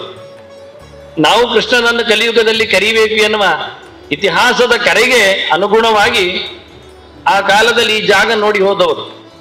ಹನುಮನ ಕಥೆ ಅರ್ಥ ಆಯಿತು ಕರ್ನಾಟಕದಲ್ಲಿ, ಮಧ್ವರ ಅವತಾರ ಆಗಿತ್ತು ಇಲ್ಲಿ ಪಾಜಕದಲ್ಲಿ. ಭೀಮಸೇನನು ತನ್ನ ವನವಾಸದಲ್ಲಿದ್ದಾಗ ಈ ಜಾಗವನ್ನು ನೋಡಿ ಹೋದವ. ಅನಂತಾಸನ ದೇವಾಲಯಕ್ಕೆ ಒಂದು ಇತಿಹಾಸ ಇದೆ, ಪಾಂಡವರು ಕಟ್ಟಿದ್ದು ಅಂತ. ಇವತ್ತಲ್ಲಿನ ಬಂಡೆಯ ದೇವಾಲಯವನ್ನು ನೀವು ನೋಡ್ಬೋದು, ಯಾರು ಎತ್ತಿಡ್ಲಿಕ್ಕೆ ಸಾಧ್ಯವೇ ಇಲ್ಲದ್ದು ಅಂತ. ಇವತ್ತಿನ ಯಾರ ಚೋಳರ ಹೊಯ್ಸರಲ್ಲ ಯಾವುದೇ ಕೆತ್ತನೆಗಳು ಅಲ್ಲಿಲ್ಲ, ಆ ನಮೂನೆ ಆ ಸ್ಟ್ರಕ್ಚರ್ಸ್ ಅಲ್ಲಿಲ್ಲ. ಎಷ್ಟೋ ಬದಲಾವಣೆಗಳಾಗಿದ್ರು ಅದರ ಮೂಲ ಇವತ್ತು ಹಾಗೆ ಉಳಿದಿದೆ, ಕಲ್ಲಿನದ್ದೇ ಒಳ ಆವರಣಗಳು. ಹಾಗಾಗಿ ಆವಾಗಲೇ 3 ಅವತಾರಗಳಲ್ಲಿ ಭೀಮನು ನೋಡಿಕೊಂಡ ತಾಣವಾಗಿ ಅದಿವತ್ತು ಇತಿಹಾಸವನ್ನು ಮೆರೆಸಿದೆ. ಕೃಷ್ಣನಿಗೆ ಎಷ್ಟು ಇಷ್ಟ ಏನಾಯ್ತು ಕೇಳಿದ್ರೆ ಒಂದು ಮಾತು ಬರುತ್ತೆ ಗೀತೆಯಲ್ಲಿ, ನಾವು ಇವತ್ತು ಕೇಳಿದ್ರೆ ದಂಗಾಗಬಹುದು ಅದರ ಅರ್ಥ ಅನುವಾದ. ವಿದ್ಯಾ ವಿನಯ ಸಂಪನ್ನೆ ಬ್ರಾಹ್ಮಣೆ ಗವಿಹಸ್ತಿನಿ ಶುನಿಚೈವ ಶ್ವಪಾಕೆ ಚ ಪಂಡಿತಾ ಸಮದರ್ಶಿನಃ ಅಂತ. ದೇವರ ಎಚ್ಚರ ಉಳ್ಳವ ಯಾವ ವ್ಯಕ್ತಿಗಳಲ್ಲಿಯೂ ಏರುಪೇರನ್ನು ಮಾಡುವುದಿಲ್ಲ ಅಂತ. ಅವನ ಕಾಣಿಕೆಯಲ್ಲಿ ಒಬ್ಬ ತಿಳಿದವ ಬರಲಿ ಅಥವಾ ಏನು ದಡ್ಡ ಇದ್ದವನಾಗಿರ್ಲಿ, ಬೀದಿ ನಾಯಿ ಆಗಬಹುದು, ದೊಡ್ಡ ಗಾತ್ರದ ಆನೆ ಇರಬಹುದು, ಅಥವಾ ನಾಯಿಯನ್ನು ಎಳ್ಕೊಂಡೋಗಿ ಬೇಯಿಸಿ ತಿನ್ನತಕ್ಕವನೂ ಆಗ್ಬಹುದು. ಗೀತೆ ಮಾತಾಡ್ತದೆ ಹಾಗೆ. ವಿದ್ಯಾ ವಿನಯ ಸಂಪನ್ನೆ ಬ್ರಾಹ್ಮಣೆ ಗವಿ ಹಸ್ತಿನಿ ಶುನಿ ಚೈವ ಶ್ವಪಾಕೇಶ ಅಂತ. ಇದು ಕೃಷ್ಣನ ಆ ಕಾಲದ ಸಂದೇಶ ಆಗಿರಬಹುದು. ದ್ವಾಪರ ಯುಗದ್ದೊಂದು ಯೋಚನೆ ಮಾಡಬೇಡಿ. ಆಚಾರ್ಯ ಮಧ್ವರು ಇಲ್ಲಿ ಕೃಷ್ಣನನ್ನು ನಿಲ್ಲಿಸಿ ಸಪ್ತ ಉತ್ಸವಗಳನ್ನು, ನಿತ್ಯ ಉತ್ಸವಗಳನ್ನು, ರಥದ ಮೆರವಣಿಗೆಗಳನ್ನು ಹೇಳಿರುವಾಗ ಎಲ್ಲ ಊರಿನವರು ಬಂದಿದ್ದಾರೆ ಕೃಷ್ಣನನ್ನು ನೋಡ್ಲಿಕ್ಕೆ. 5,000 ಹಳೆಯ ಕೃಷ್ಣ ತಾನೇ ನಿಂತು ಮಾಡಿಸಿದ ಪ್ರತಿಮೆ, ರುಕ್ಮಿಣಿ ಪೂಜೆ ಮಾಡಿದ್ದು ಅಂದಾಗ ಅದನ್ನು ಕಣ್ಣು ತುಂಬ ನೋಡಬೇಕು ಅಂತ ಎಷ್ಟೆಷ್ಟು ದೂರದಿಂದ ಕಾಲು ಎಳೆದುಕೊಂಡು ಉಡುಪಿಗೆ ಬಂದವರು. ವಾರಕ್ಕೆ ಮೊದಲು, ತಿಂಗಳು ಮೊದಲು ಬಂದವರು, ವಾರದ ನಂತರ, ತಿಂಗಳ ನಂತರ ಹೊರಟವರು. ಆಚಾರ್ಯ ಏನ್ ಹೇಳಿದ್ರು ಗೊತ್ತಾ? ಬಂದವರಿಗೆ ಪ್ರತಿಯೊಬ್ಬರಿಗೂ ಕೃಷ್ಣನ ಪ್ರಸಾದದ ಏರ್ಪಾಡು ಆಗಬೇಕು, ಊಟೋಪಚಾರಗಳಿಗೆ ತೊಂದರೆ ಆಗಬಾರದು. ಈ ನೆಲದಲ್ಲಿ, ಇಲ್ಲಿ ಅಂಗಳದಲ್ಲಿ, ಇದು ರಾಜಾಂಗಣ ಅಂತ, ಇಲ್ಲೇ ಊಟ ಆಗಿದೆ, ಮಣ್ಣಿನ ನೆಲದಲ್ಲಿ ನಾನು ನಡೆಸಿದ್ದೇನೆ. ಆವತ್ತು 800 ವರ್ಷದ ಕಥೆ ಬೇಡ. ಇದನ್ನು ದಾಖಲೆಗೊಳಿಸಿದ್ರು ಆಚಾರ್ಯ ಮಧ್ವರು. ಅಶ್ವಭ್ಯ ಶ್ವಭಾಗೇಭ್ಯ ದದ್ಯಾದನ್ನ ಯಥೇಪ್ಸಿತಂ. ಬಂದ ಭಕ್ತನಿಗೆ ಕೃಷ್ಣ ಅಂತ ಹೇಳಿ ಬಂದವನಿಗೆ ಅವನ ಮನೆಗೆ ಬಾಗಿಲಾಗಿ ಬರುವಾಗ ಅವನ ಮನೆಯ ಸಾಕು ನಾಯಿಗಳು ಹತ್ತಿರ ಬರ್ತವೆ, ಅವುಗಳಿಗೂ ಊಟ ಆಗುವ ಹಾಗೆ ಈ ನೆಲದಲ್ಲಿ ಅನ್ನ ಹಾಕಬೇಕು ಅಂತಾರೆ. ಕೃಷ್ಣನ ಪ್ರಸಾದ ಕೊಡಬೇಕು. ಸುಮ್ಮನೆ ಊಟ ಅಲ್ಲ, ಸಸಿತಂ ಸಘೃತಾಧಿಕಂ ಅಂತಾರೆ. ಸ್ವೀಟ್ ಸಹಿತ ಬರಬೇಕು, ತುಪ್ಪದ ಪಾಯಸವೂ ಇರಬೇಕು ಅಂತ. ಈಗ ಕ್ಲಾಪ್ ಹೊಡಿಬೇಕು. ಅಂದ್ರೆ ಗೋಪಾಲಕೃಷ್ಣನಿಗೆ ಎಷ್ಟು ಇಷ್ಟ ಆಗಿತ್ತು ಅಂತಾಗ ಪಾಯಸದ ಊಟ, ಶುದ್ಧ ಹಾಲಿನಲ್ಲಿನ ಊಟ, ಶುದ್ಧ ತುಪ್ಪದ ಊಟ. ಇವತ್ತು ದೇವರ ನೈವೇದ್ಯಕ್ಕೆ ಶುದ್ಧ ತುಪ್ಪ ಬರಬೇಕಾದ್ರೆ ನಾವು ನೋಡ್ಬೇಕು, ಸಣ್ಣ ದುರ್ಬೀನ್ ಇಟ್ಕೊಂಡು ಅದರಲ್ಲಿ ದನದ ತುಪ್ಪ ಅಂತ ಬರೆದಿದ್ದಾರೆ ನೋಡಿ ಅಂತ. ತುಪ್ಪ ಆಗಬಹುದು, ಕಷ್ಟ ಹೇಳಿದ್ ನಾನು. ಆಗ ಎಷ್ಟು ಸಮಯ, ಎಷ್ಟು ಜನ ಇಲ್ಲಿ ಊಟ ಮಾಡಿದ್ದಾರೆ, ಆದ್ರಿಂದ ಅನ್ನ ಬ್ರಹ್ಮ ಆಯ್ತಿತ್ತು. ಅವ್ರು ಹೇಳಿದ ಸಿದ್ಧಾಂತ ಏನರ್ಥ ಆಯ್ತು ನಿಮಗೆ? ಆಶ್ವಭ್ಯ ಆಶ್ವಪಾಕೇಭ್ಯ ಅಂತ ಶಬ್ದ ನೆನಪಿಟ್ಟುಕೊಳ್ಳಿ. ಇವತ್ತು ಕೃತಿ ಸಿಗುತ್ತೆ ಆಚಾರ್ಯರದ್ದು. ಅವರು ಕೃಷ್ಣನ ಪೂಜೆಯ ವೈಭವದಲ್ಲಿ ಕೊಟ್ಟ ಒಂದು ಗೆರೆಯನ್ನು ಕೇಳಿದ್ರೆ, ನಾಯಿ ಬೀಸು ತಿನ್ನುವವನಿಗೂ ಸಹ ಇಲ್ಲಿ ಕೃಷ್ಣ ಪ್ರಸಾದದಕ್ಕೆ ಇಲ್ಲ ಹೇಳಲಿಕ್ಕಿಲ್ಲ ಅಂತ ಹೇಳಿದ್ದಾರೆ. ಇನ್ನೊಮ್ಮೆ ಅನುವಾದ ಮಾಡಿದ್ದೇನೆ ಅದಕ್ಕೋಸ್ಕರ, ಹೇಳಬಾರದ ಸಂಗತಿ ತಿಳ್ಕೊಳ್ಬೇಡಿ ಅಂತ. ಅವರು ಕರೆ ತಂದ ನಾಯಿಗೂ ಊಟ ಆಗ್ಬೇಕು ಅಂದಿದ್ದಾರೆ. ಹಾಗಿರುವಾಗ ನಾವು ಕನಕನಿಗೆ ಊಟ ಬಿಡ್ತೇವ? ಕೊಡದಿಲ್ಲ ಹೇಳ್ತೇವ? ಇತಿಹಾಸ ತಿರುಚಲ್ಪಡ್ತದೆ, ಕೆಲವೊಮ್ಮೆ ಅರ್ಥ ದೂರ ಆಗ್ತದೆ, ಕಮ್ಯುನಿಕೇಶನ್ ಗ್ಯಾಪ್ ಅಂತಾರೆ. ಹಾಗಾಗಿ ಆಚಾರ್ಯ ಮಧ್ವರ ಕೃಷ್ಣನ ಹೆಸರಿನಲ್ಲಿ ಯಾವುದೇ ಅಪಚಾರಗಳು ಈ ನೆಲದಲ್ಲಿ ಆಗಲಿಲ್ಲ, ಆಗಬಾರದು, ಆಗುವುದೂ ಇಲ್ಲ. ಇದು ಅವರು ಬರೆದು ಹಾಕಿದ ದಾಖಲೆ ವಿಷಯ. ಇದು ಬಾಯಿಂದ ಬಾಯಿಗೆ ಬಂದ ಸುದ್ದಿ ಅಲ್ಲ. ಅದಕ್ಕೆ ಹೇಳುತ್ತಾ ಇದ್ದೇನೆ, ಇಲ್ಲಿ ಯಾವುದೇ ರೀತಿಯಾದ ವಂಚನೆ ಯಾರಿಗೂ ಪ್ರಸಾದದಲ್ಲಿ ಆಗಲಿಲ್ಲ. ಆದ್ರಿಂದ ಇದು ಅನ್ನ ಬ್ರಹ್ಮಕ್ಷೇತ್ರ, ಇದು ಕಾಂಚನ ಬ್ರಹ್ಮಕ್ಷೇತ್ರ ಅಲ್ಲ. ಇದು ಕೃಷ್ಣನ ಪ್ರಸಾದವನ್ನು ಕೊಟ್ಟ. ಅನ್ನಮಶಿತಂ ತ್ರೇದಾ ವಿಧಿಯತೆ ಹೇಳಿ ಉಂಡಾಹಾರ ಆಗುವ ಬಗೆ, ಅದರಲ್ಲಿ ಆಹಾರ ಶುದ್ಧವು ಸತ್ವಶುದ್ಧಿಗಿಂತ, ತಿಂದರೆ ತಲೆ ಒಳ್ಳೆದಿರುತ್ತದೆ, ಕೆಲಸ ಒಳ್ಳೆದು ಮಾಡ್ತಾನೆ ಅಂತ. ಕೃಷ್ಣ ಪ್ರಸಾದದಿಂದ ಇವತ್ತಿನವರೆಗೆ ಯಾರು ಹಾಳಾದದ್ದಿಲ್ಲ. ನೀವು ವರ್ಲ್ಡ್ ವೈಡ್ ಯಾರ ಹತ್ರ ಕೇಳಿ, ಭೋಜನ ಶಾಲೆ ಊಟ ಮಾಡಿದ್ದವನು ಏನಾದ್ರೂ ಹಾಳಾಗಿದ್ದಾನ ಅಂತ ಕೇಳಿ. ಇವತ್ತು ಹೆಮ್ಮೆಯಿಂದ ಹೇಳಿಕೊಳ್ಳುತ್ತಾರೆ, ಇಲ್ಲಿಯ ಊಟ ಅಂದ್ರೆ ಕೃಷ್ಣನ ಊಟ, ಪ್ರಾಣದೇವರು ಬಡಿಸಿದ ಊಟ, ನಾನು ಗಟ್ಟಿಯಾಗಿದ್ದೇನೆ, ನಾನು ಇವನ್ ಇಲ್ಲಿ ಊಟ ಮಾಡಿದ್ದವನೇ ಬಿಡಿ.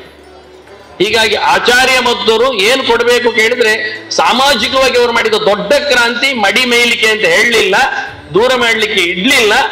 ಇವತ್ತಿನವರೆಗೂ ಇದು ಹೇಳುತ್ತಾ ನಾನು ಮತ್ತೆ ಮತೀಯವಾದ ವಿಷಯವನ್ನು ಹೇಳಬೇಕಾಗತ್ತೆ.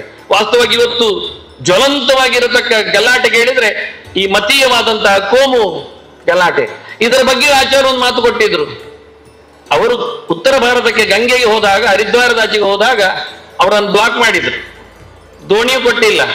ಅವ್ರು ನೀರಿಗೆ ಇಳ್ಕೊಂಡು ಈಜಾಡಿಕೊಂಡು ಹೋದ್ರು. ಶಿಷ್ಯರ ಹತ್ರ ಹೇಳ್ತಾರೆ ಕಾಲಿಡ್ಕೊಂಡು ಹೋಗಿ ಅಂತ. ಅಷ್ಟೊತ್ತಿಗೆ ಮುಸ್ಲಿಂ ದೊರೆ ಅಲ್ಲಿ ಎಲ್ಲ ರೆಕಾರ್ಡ್ ಇಡೋದು ಇತಿಹಾಸ. ಅವ ಬ್ಲಾಕ್ ಮಾಡುವಾಗ ಆಚಾರ್ಯ ಹೇಳ್ತಾರೆ, ನೀವು ಗಲಾಟೆ ಮಾಡಬೇಡಿ, ನಾವು ಕಮ್ಮಿ ಜನ ಇದ್ದೇವೆ, ಆಯುಧವೂ ಇಲ್ಲ, ನಾವು ಅಹಿಂಸಾ ಸರ್ವಭೂತಾನಾಂ ಹೇಳಿಕೊಂಡು ಹಿಂಸೆ ಆಗ್ಬಾರ್ದು ಅಂತ ಹೇಳಿದವರು, ನಾವು ಹಿಂಸೆ ಮಾಡುತ್ತಾ ಇಲ್ಲ, ಮತ್ತೆ ಯೋಚನೆ ಮಾಡುವ ಅಂತ ಬಿಟ್ರು. ದೊರೆ ಹತ್ರ ಹೇಳ್ತಾರೆ, ದೊರೆ ಕೇಳ್ತಾನೆ, ಹೇಗೆ ಬಂದ್ರಿ ಕೇಳ್ತಾನೆ. ಎಲ್ಲರೂ ಒಪ್ಪುವ ದೇವರು ಒಬ್ಬನೇ ಅಲ್ವಾ, ಸೂರ್ಯ, ಏಕೋ ದೇವ ಹೇಳಿಕೊಂಡು, ವಿಶ್ವದೀಪ ಪ್ರದೀಪ, ಅವನ ಬೆಳಕಲ್ಲೇ, ಸೋಲಾರ್ ಎನರ್ಜಿಯಲ್ಲೇ ನಮ್ಮೆಲ್ಲರ ಚೈತನ್ಯ, ನಮ್ಮೆಲ್ಲರ ಬೆಳಕು, ನಮ್ಮೆಲ್ಲರ ಆರೋಗ್ಯ, ನಮ್ಮೆಲ್ಲರ ಅಸ್ತಿತ್ವ. ನೀನು ನಂಬ್ತೀಯ, ನಾನು ನಂಬ್ತೇನೆ. ನೀನು ಬೆಳಿಗ್ಗೆ ಬರುವ ಮುಂಚೆ ಕೈ ಮುಗಿತೀಯ, ನಾವು ಬೆಳಿಗ್ಗೆ ಬರುವ ಮುಂಚೆ ಸಂಧ್ಯಾ ವಂದನೆ ಮಾಡ್ತೇವೆ. ಅವನು ಹೋಗುವಾಗ ನೀನು ಅವನನ್ನು ನಮಿಸ್ತೀಯ, ನಾನು ನಮಸ್ಕಾರ ಮಾಡ್ತೇನೆ. ನಮಗೆ ಯಾಕೆ ಭೇದ ಅಂದ್ರು? ಈ ಸಿದ್ಧಾಂತ ಇವತ್ತು ಬದುಕುವುದಾಗಿ ಇದ್ದಾರೆ, ಮಧ್ವಾಚಾರ್ಯ ಸಿದ್ಧಾಂತದಲ್ಲಿ ಬದುಕ್ತದೆ. ನಾವೆಲ್ಲ ಮತ್ತೆ ಒಂದಾಗಿ ಬದುಕಲಿಕ್ಕೆ ಆಗ್ತದೆ. ಯೋಚನೆ ಮಾಡಿಕೊಳ್ಳಿ. ಇವತ್ತಿನ ಅಂಚೆ ಚೀಟಿ ಪ್ರದರ್ಶನ ನಮ್ಮ ಸೌಹಾರ್ದತೆಯನ್ನು, ಸರ್ವತ್ರ ಇರುವ ದೇವರ ಸಮದರ್ಶನವನ್ನು, ಆಚಾರ್ಯ ಕೊಟ್ಟ ಸಿದ್ಧಾಂತವನ್ನು ನಾವು ಭಕ್ತಿಯಿಂದ ಸ್ವೀಕಾರ ಮಾಡ್ತೇವೆ ಅಂತಾದ್ರೆ ನಮ್ಮ ಹೃದಯ ವಿಶಾಲದಲ್ಲಿ ಎಲ್ಲರಿಗೂ ಈ ದೇಶದಲ್ಲಿನ ಬದುಕುವ ಲಿವ್ ಅಂಡ್ ಲೆಟ್ ಲಿವ್ ಮಾನವ ಜಾತಿ ಅನ್ನುವ ಒಂದು ಲೆಕ್ಕಾಚಾರದಲ್ಲಿ ಬದುಕಿದ್ರೆ ಖಂಡಿತವಾಗಿ ಆಚಾರ್ಯ ಕೊಟ್ಟ ಸಂದೇಶ, ಅವ್ರು ಹಾಕಿದ ಅನ್ನ, ಅವರು ಕೊಟ್ಟ ತತ್ವ ನಮ್ಮನ್ನು ಖಂಡಿತವಾಗಿ ಕಾಪಾಡ್ತದೆ ಹೇಳ್ತೇನೆ. ಮಗದೊಮ್ಮೆ ತಮಗೆಲ್ಲ ವಂದನೆಗಳೊಂದಿಗೆ ಶ್ರೀಪಾದರ 6-4 ವರ್ಷದ ಜನ್ಮೋತ್ಸವದ ಗುರುಗಳ ಸಂದರ್ಭದಲ್ಲಿ 6 × 4 10 ದಶ ಪ್ರಭತಿಗಳ ಅನಾವರಣ, ದಶೇತಿ ಸರ್ವಬುದ್ಧಿಷ್ಟಂ ಅಂತ ವಿಶ್ವರೂಪದ ದರ್ಶನ ತಮಗೆಲ್ಲ ಆಗಲಿ. ವಂದನೆಗಳು. Shrikrishna.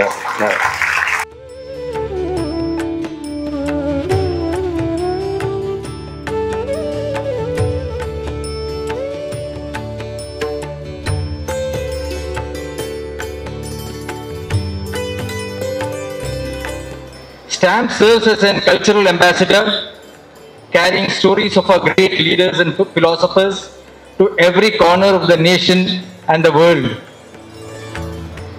Through this release, we recognize Acharya Madhva's profound role in shaping Vedanta thoughts, championing the eternal distinction between individual soul and Supreme God Vishnu, and establishing enduring tradition such as those of Udupi Krishna Math.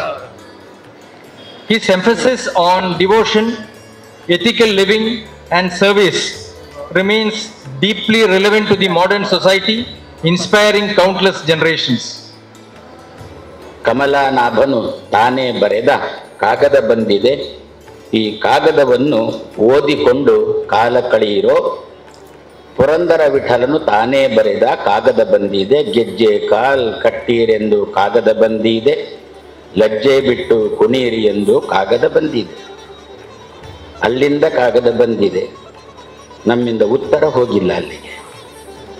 ದೇವರು ನಮ್ಮ ಉತ್ತರವನ್ನು ಕಾಯ್ತಾ ಇದ್ದ. ನನ್ನ ಪತ್ರ ತಲುಪಿತೋ ಇಲ್ವೋ ಇವನಿಗೆ, ಇವನಿಂದೇನು ಉತ್ತರನೇ ಬರಲಿಲ್ಲ ಅಂತೇಳಿ ದೇವರು ತುಂಬಾ ಕಾಯ್ತಾ ಇದ್ದಾನೆ, ಇನ್ನೂ ಕಾಯ್ತಾ ಇದ್ದಾನೆ.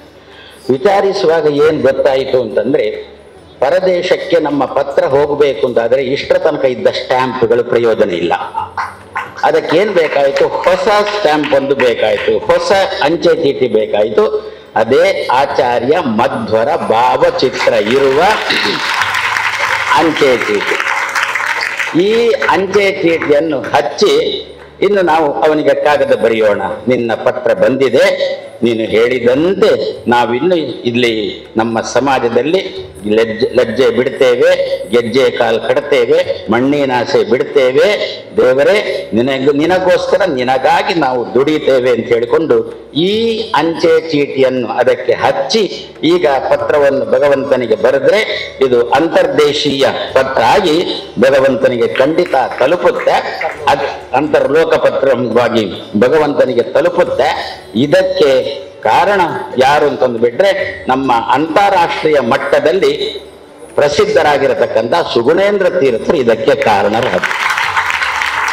ಅವರ 64ನೇ ಜನ್ಮ ನಕ್ಷತ್ರದ ಸಂದರ್ಭದಲ್ಲಿ ಜನ್ಮ ನಕ್ಷತ್ರ ಹೇಗೆ ಆಚರಣೆ ಮಾಡಬೇಕು ಎನ್ನುವುದು ತಿಳಿಸಿಕೊಟ್ರು.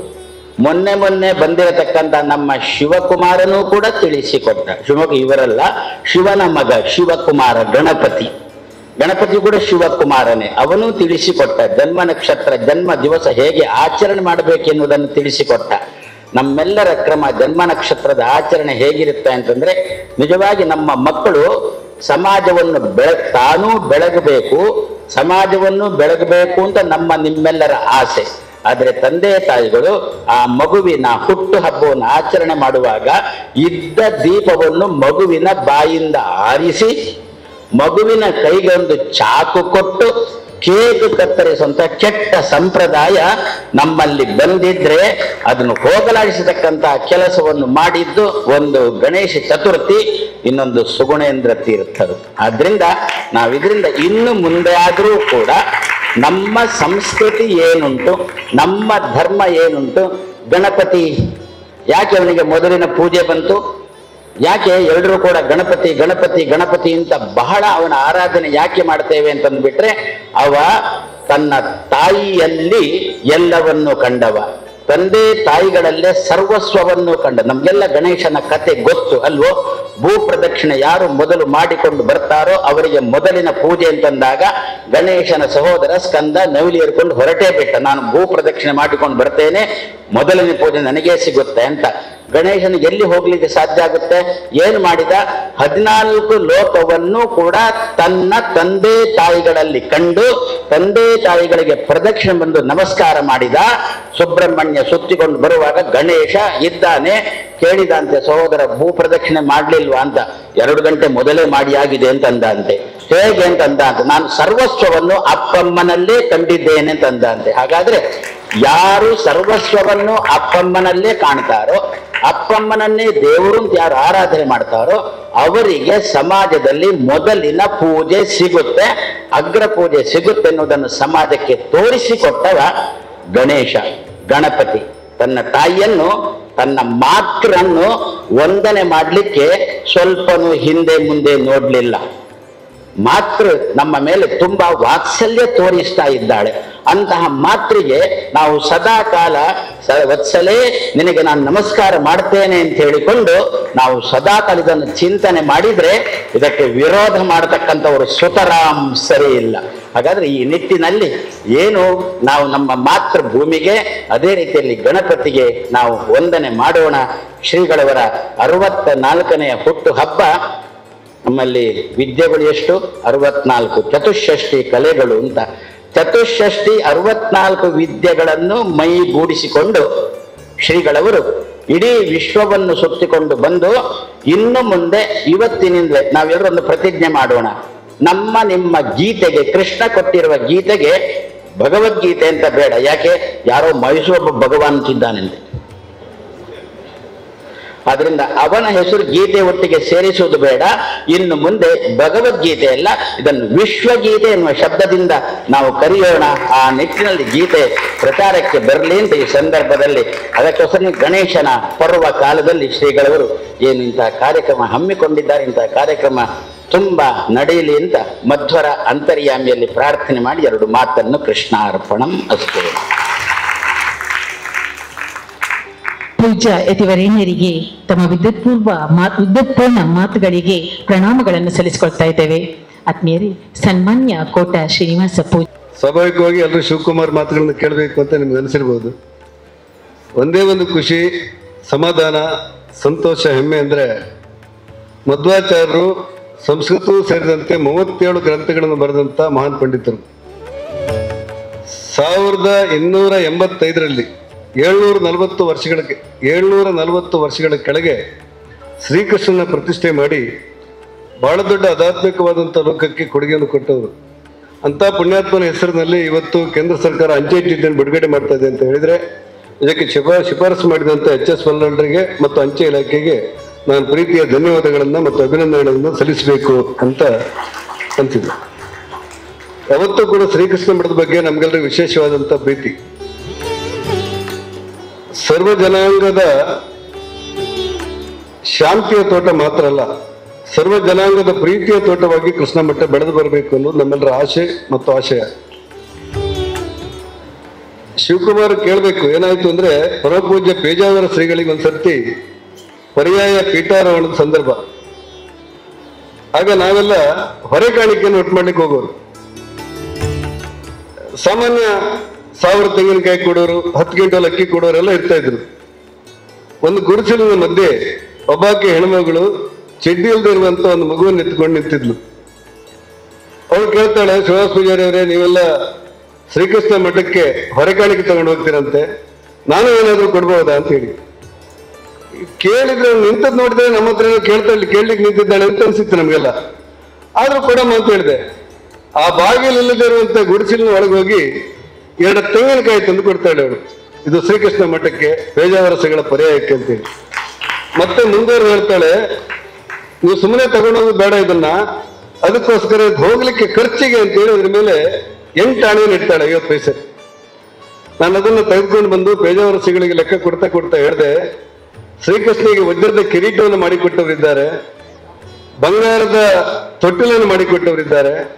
ಅವರನ್ನೆಲ್ಲ ಕರೆದು ನೀವು ಯಾವ ರೀತಿ ಪ್ರಸಾದವನ್ನು ಕೊಟ್ಟು ಪ್ರೀತಿಯಿಂದ ಹಾರೈಸ್ತೀರೋ, 2 ತೆಂಗಿನಕಾಯಿ ಮತ್ತು ಎಂಟಾಣಿ ಕೊಟ್ಟಂತ ಪರಿಶಿಷ್ಟ ಜಾತಿಯ ರುಕ್ಕಿಗೂ ಕೂಡ ನೀವು ಕರೆದು ಶ್ರೀಗಂಧ ಪ್ರಸಾದವನ್ನು ಕೊಡಬೇಕು ಅಂತೇಳಿ ನಾನು ವಿನಂತಿ ಮಾಡಿದ್ದೆ. ಪೇಜಾವರ ಶ್ರೀಗಳು ಅವರನ್ನ ಮತ್ತು ಅವಳ ಮಗುವನ್ನ ಕರೆದು ಅವರಿಗೆ ಮಂತ್ರಾಕ್ಷತೆ ಕೊಟ್ಟು ಆಶೀರ್ವಾದವನ್ನು ಮಾಡಿದ್ದನ್ನು ನೋಡಿ ನಾನು ತುಂಬಾ ಭಾವುಕನಾಗಿದ್ದೆ.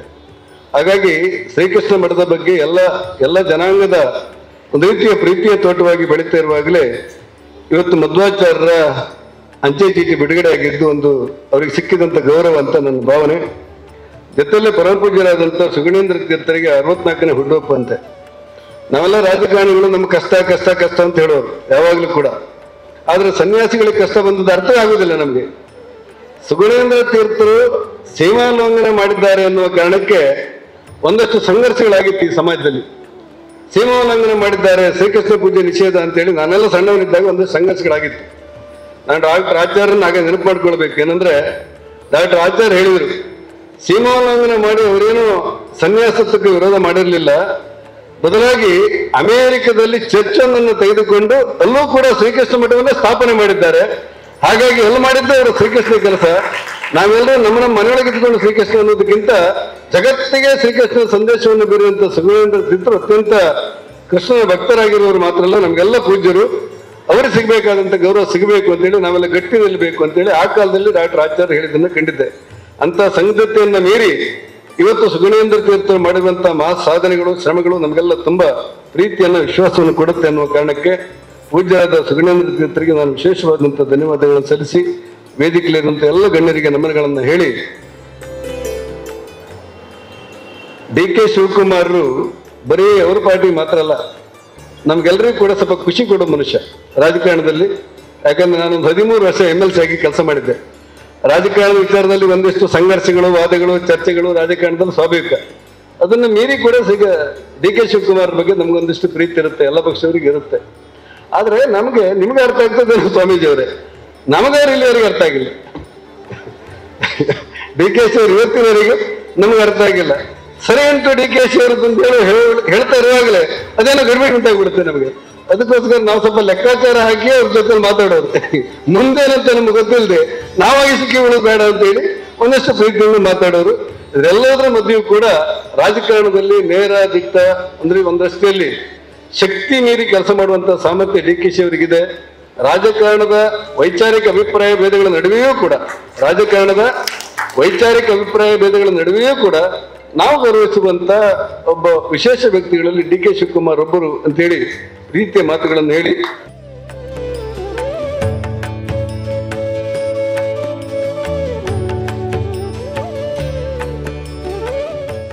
ಅವರ ಹೆಸರಿನಲ್ಲಿ DK ಅಂತ ಹೇಳಿದೆ, ದಕ್ಷಿಣ ಕನ್ನಡದವರು ಅಂತೇಳಿ ಅರ್ಥ. ಹಾಗಾಗಿ ಕೃಷ್ಣನ ವಿಶೇಷ ಭಕ್ತರು ದಕ್ಷಿಣ ಕನ್ನಡ ಶಿವಕುಮಾರ್ ಅವರಿಗೆ ಶ್ರೀಕೃಷ್ಣ ಮುಖ್ಯ ಪ್ರಾಣದೇವರ ವಿಶೇಷ ಅನುಗ್ರಹ ಇರಲಿ ಅಂತ ಹೇಳಿ ಪ್ರಾರ್ಥನೆ ಮಾಡಿ ನಾವು ಈ ಪ್ರಸಾದವನ್ನು ನೀಡ್ತಾ ಇದ್ದೀವಿ.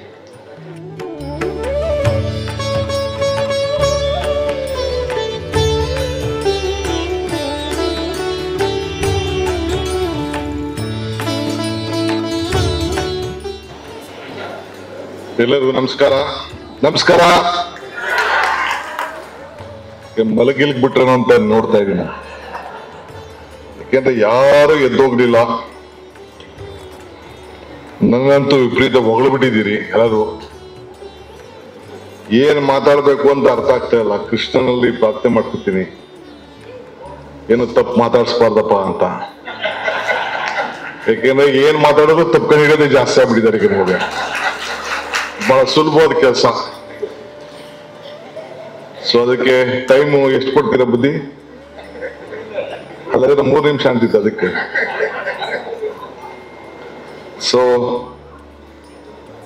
ಈ ಒಂದು ಪವಿತ್ರವಾದಂತ ಕೃಷ್ಣ ಮಠದ ಈ ಕ್ಷೇತ್ರದಲ್ಲಿ ವೇದಿಕೆ ಇರುವಂತ ವಿಶ್ವಪ್ರಿಯ ತೀರ್ಥ ಶ್ರೀಗಳ ಪಾದಗಳಿಗೆ ನನ್ನ ಸಾಷ್ಟಾಂಗ ನಮಸ್ಕಾರ ಸಲ್ಲಿಸಿ 64ನೇ ವರ್ಷದ ಈ ಒಂದು ಐತಿಹಾಸಿಕ ಸಮಾರಂಭಕ್ಕೆ ಒಂದು ಹೊಸ ರೂಪವನ್ನೇ ಕೊಟ್ಟಂತ ಸುಗುಣೇಂದ್ರ ಶ್ರೀ ತೀರ್ಥ ಸ್ವಾಮಿಗಳ ಪಾದಗಳಿಗೆ ನಮಸ್ಸಿ ಮತ್ತೊಬ್ಬ ಶ್ರೀಗಳಂತ ಶ್ರೀ ಸುಶೇಂದ್ರ ತೀರ್ಥ ಸ್ವಾಮಿಗಳ ಪಾದಗಳಿಗೆ ನಮಸ್ಕರಿಸಿ, ನಮ್ಮ ಸಂಸತ್ ಸದಸ್ಯರಂತ ಶ್ರೀ ಕೋಟ ಶ್ರೀನಿವಾಸ್ ಪೂಜಾರಿ ಅವರೇ, ಸುಜೇಂದ್ರ ಅವರೇ, ಯಶ್ಪಾಲ್ ಶಿವಣ್ಣರವರೇ, ಬಲ್ಲಾಳ್ರವರೇ, ಶ್ರೀನಿವಾಸ್ ಅವರೇ, ವಿದ್ವಾನ್ ಆಚಾರ್ಯರವರೇ, ಬಹಳ ಜನ ವೇದಿಕೆಯಲ್ಲಿದ್ದಾರೆ.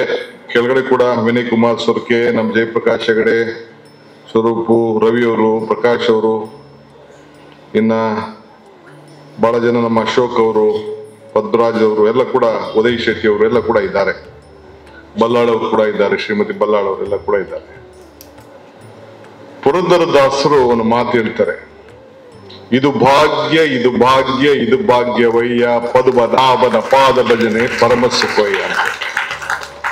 ನನಗೊಂದು ಶ್ರೀಗಳ ಜೊತೆಯಲ್ಲಿ ಮಧ್ವಾಚಾರ್ಯ ಸ್ಟ್ಯಾಂಪ್ ಅನ್ನ ಬಿಡುಗಡೆ ಮಾಡುವಂತ ಸಂದರ್ಭದಲ್ಲಿ ಅವರ ದಿವ್ಯ ಶುಭವಾರ, ಶುಭಗಳಿಗೆ, ಶುಭ ನಕ್ಷತ್ರದಲ್ಲಿ ಇವತ್ತು ನಾವು ಶ್ರೀಕೃಷ್ಣನ ದಿವ್ಯ ದರ್ಶನವನ್ನು ಮಾಡಿ ಈ ಪವಿತ್ರವಾದಂತ ಕಾರ್ಯಕ್ರಮದಲ್ಲಿ ಪಾಲ್ಗೊಂಡಿದ್ದೇ ನನ್ನ ಭಾಗ್ಯ ನನ್ನ ಭಾಗ್ಯ ನನ್ನ ಭಾಗ್ಯ ಅಂತ ಭಾವಿಸ್ಕೊಂಡಿದ್ದೆ.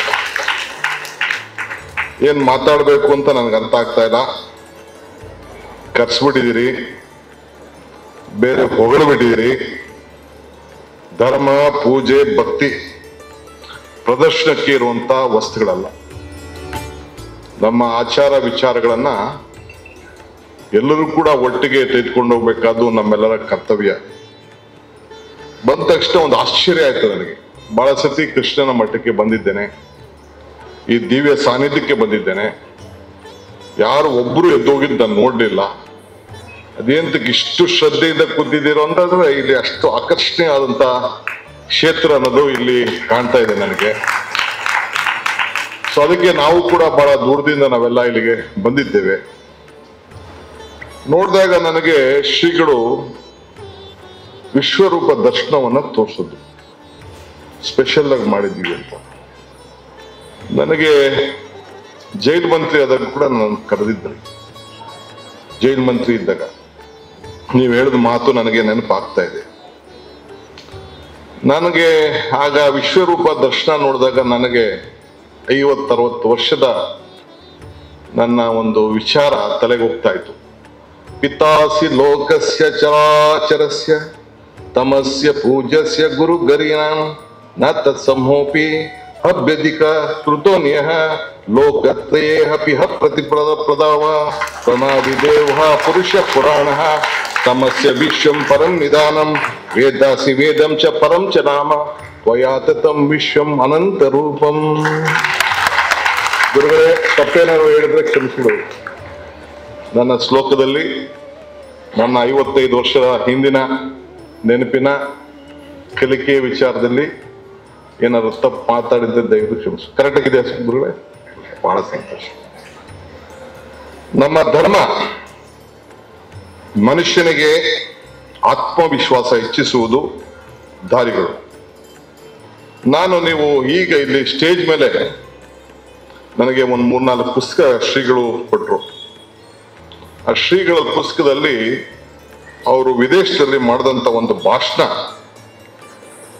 ವಿಶ್ವಸಂಸ್ಥೆಯಲ್ಲಿ ಮಾಡಿದಂತ ಭಾಷಣದ ಒಂದು ಸಣ್ಣ ಲೈನ್ ತೆಗೆದು ನಾನು ನೋಡಿದೆ.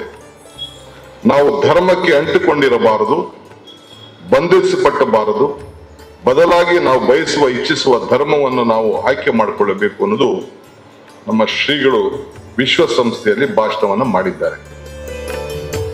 ನಾನು ಒಪ್ತೇನೆ, ಧರ್ಮ ಯಾವುದಾದರೂ ತತ್ವ ಒಂದೇ, ನಾಮ ನೂರಾದರೂ ದೈವ ಒಂದೇ, ಪೂಜೆ ಯಾವುದಾದರೂ ಭಕ್ತಿ ಒಂದೇ, ಕರ್ಮ ಹಲವಾದರೂ ನಿಷ್ಠೆ ಒಂದೇ, ದೇವನೊಬ್ಬ ನಾಮ ಹಲವು.